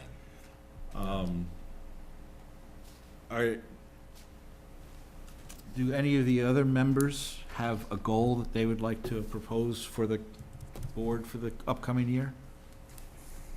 I know this is sort of I didn't warn you I'd be asking this question, but. A goal. Is there, other than what we already have on our plate, is there anything specific that you feel that we should be looking at that we aren't right now? Oh, one thing, Paul, that I was going to look at, just by the by, was the Airbnbs, Yes. so. Yes, that came, thank you. That was a definite topic that I think we need to not forget about. Yeah, I think actually Lauren asked for guidance from the council. Yes. Airbnb? Yeah. Between the two of us, one of us did, yes. Oh, right. So, and we're taking a look at it, so. Okay. Other business, I believe we had several things for other business, but I. Well, think- just, I don't know whether you want to talk about the workshop. at Yes, all. absolutely. And we have a proposal from Tom Christie on Jenkins Court, and I would ask the planning board your direction, whether it's subject to site review or not. I wasn't clear from your diagram or from the information we presented.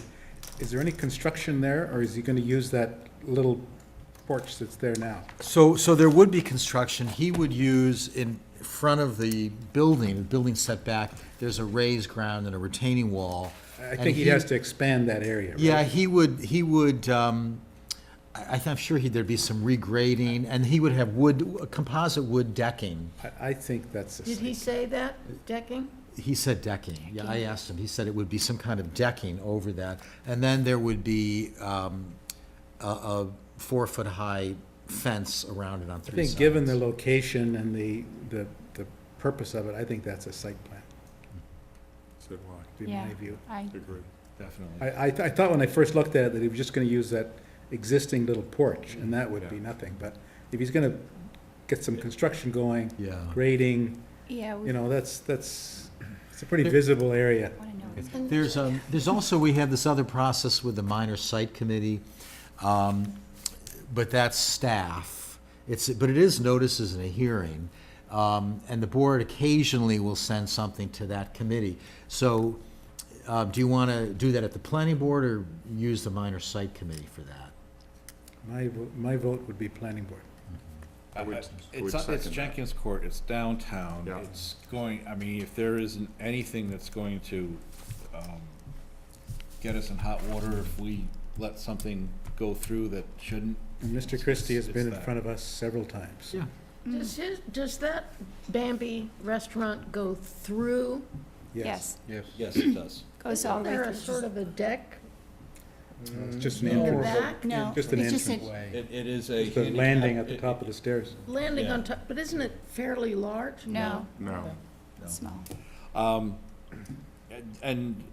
Okay, so, So that would be site That's what plan we need review to know. with the planning board. yes. Okay.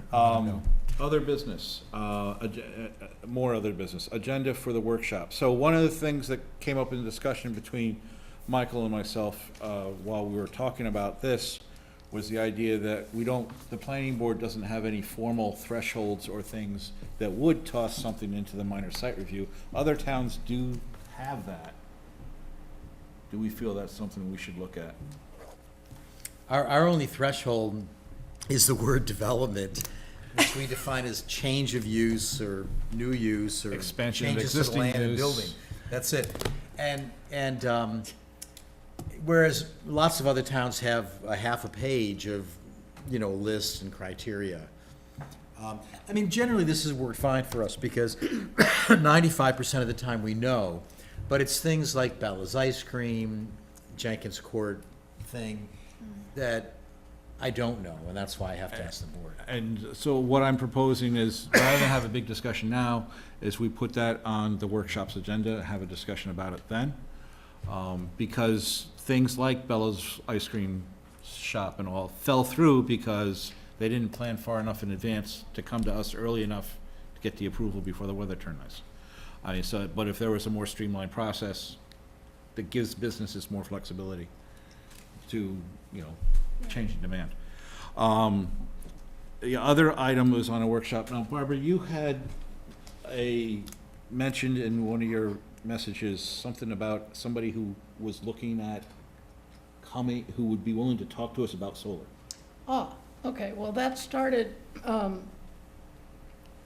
at the Energy Committee, actually. Wayne Burton, who's the town council rep to the Energy Committee, mentioned that he had been with, I think his name is Phil Coop, who's the head of Revision Energy, which company has done several municipal projects for Durham and also, I believe, residential projects as well. And he does, from time to time or on a regular basis, what Wayne called non-corporate presentations. In other words, not, overtly begging for business, just educating towns or groups or whoever about solar energy and The reality. how to do it and Would you like, various options, and he knows his stuff. And the energy, everybody on the energy committee, you know, went, wow, that would be perfect, because they feel that, and actually, part of their work is to support groups, residents, whoever, is looking for help about solar energy. But they don't feel like they've done, like they haven't held classes and workshops and stuff like that. And here's something that would be a way of doing that. I would like to bring him in. Yeah. If we can No, get him. wait, so Wayne was, I mean, it was my understanding that Wayne was gonna go forward with this, but I don't know that he has. And I don't, well, I sort of watched as much as I could of town council meeting. Did he happen to mention it when he did his? I didn't think so. I think our workshop might be an excellent venue for that. We could invite the Energy Commission, we could invite, you know, the public will be here because it's a public meeting. If we could Could get you, him. I mean, what do you think? I mean, this is, the timing of this couldn't be better for us, in my opinion. I think, Short notice for It him, would be maybe, I great. don't know what his schedule is. So Wayne would know the fellow's name Yeah, and, yeah, I would have a conversation with him first, with Wayne? just to make sure that I've transmitted this information. And if, for whatever reason, he's not available to do it the night of the workshop, But I'm the other one would be willing to Clay give him. Mitchell. Another possibility. Yeah, I can see if this, either this fellow or Clay Mitchell, who's very knowledgeable, if one of them is available to come on the 23rd. Would there be an opportunity to provide questions for them to answer? I thought you were In gonna say, advance? provide food. Which would be good. I can provide food, that's not a problem. And actually, I know the donut man. But I have a series of questions that I actually sent Michael, but Yeah. I have a few more that I would kind of like an answer to, especially if I'm going to get someone from the industry I would say, providing a I can't presentation. answer that, but after Michael speaks with the gentleman, I'm sure we would, Yeah, they'd probably be happy to take some questions ahead of time, and it might help Yeah. focus his overall Yeah. presentation as well. And if somebody is available, we could tell them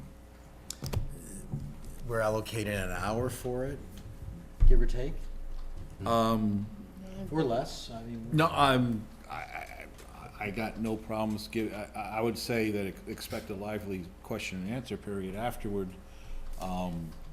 But, so, provide them 90 minutes 90 total? minutes, I'd say hour and a half, yeah. So between Yeah. presentation and Q&A, maybe if you can split it,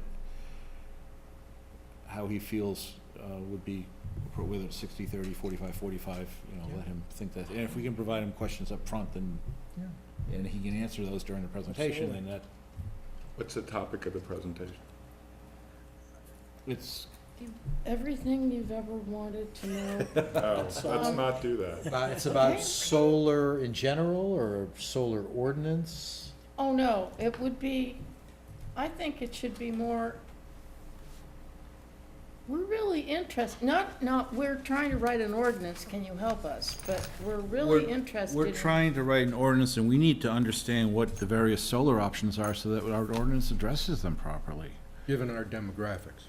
Given the demographics of the seacoast here, where we are. how does solar fit into? So what, not just how to solar, but what are some of the solar options that, from a zoning perspective, we need to be aware of?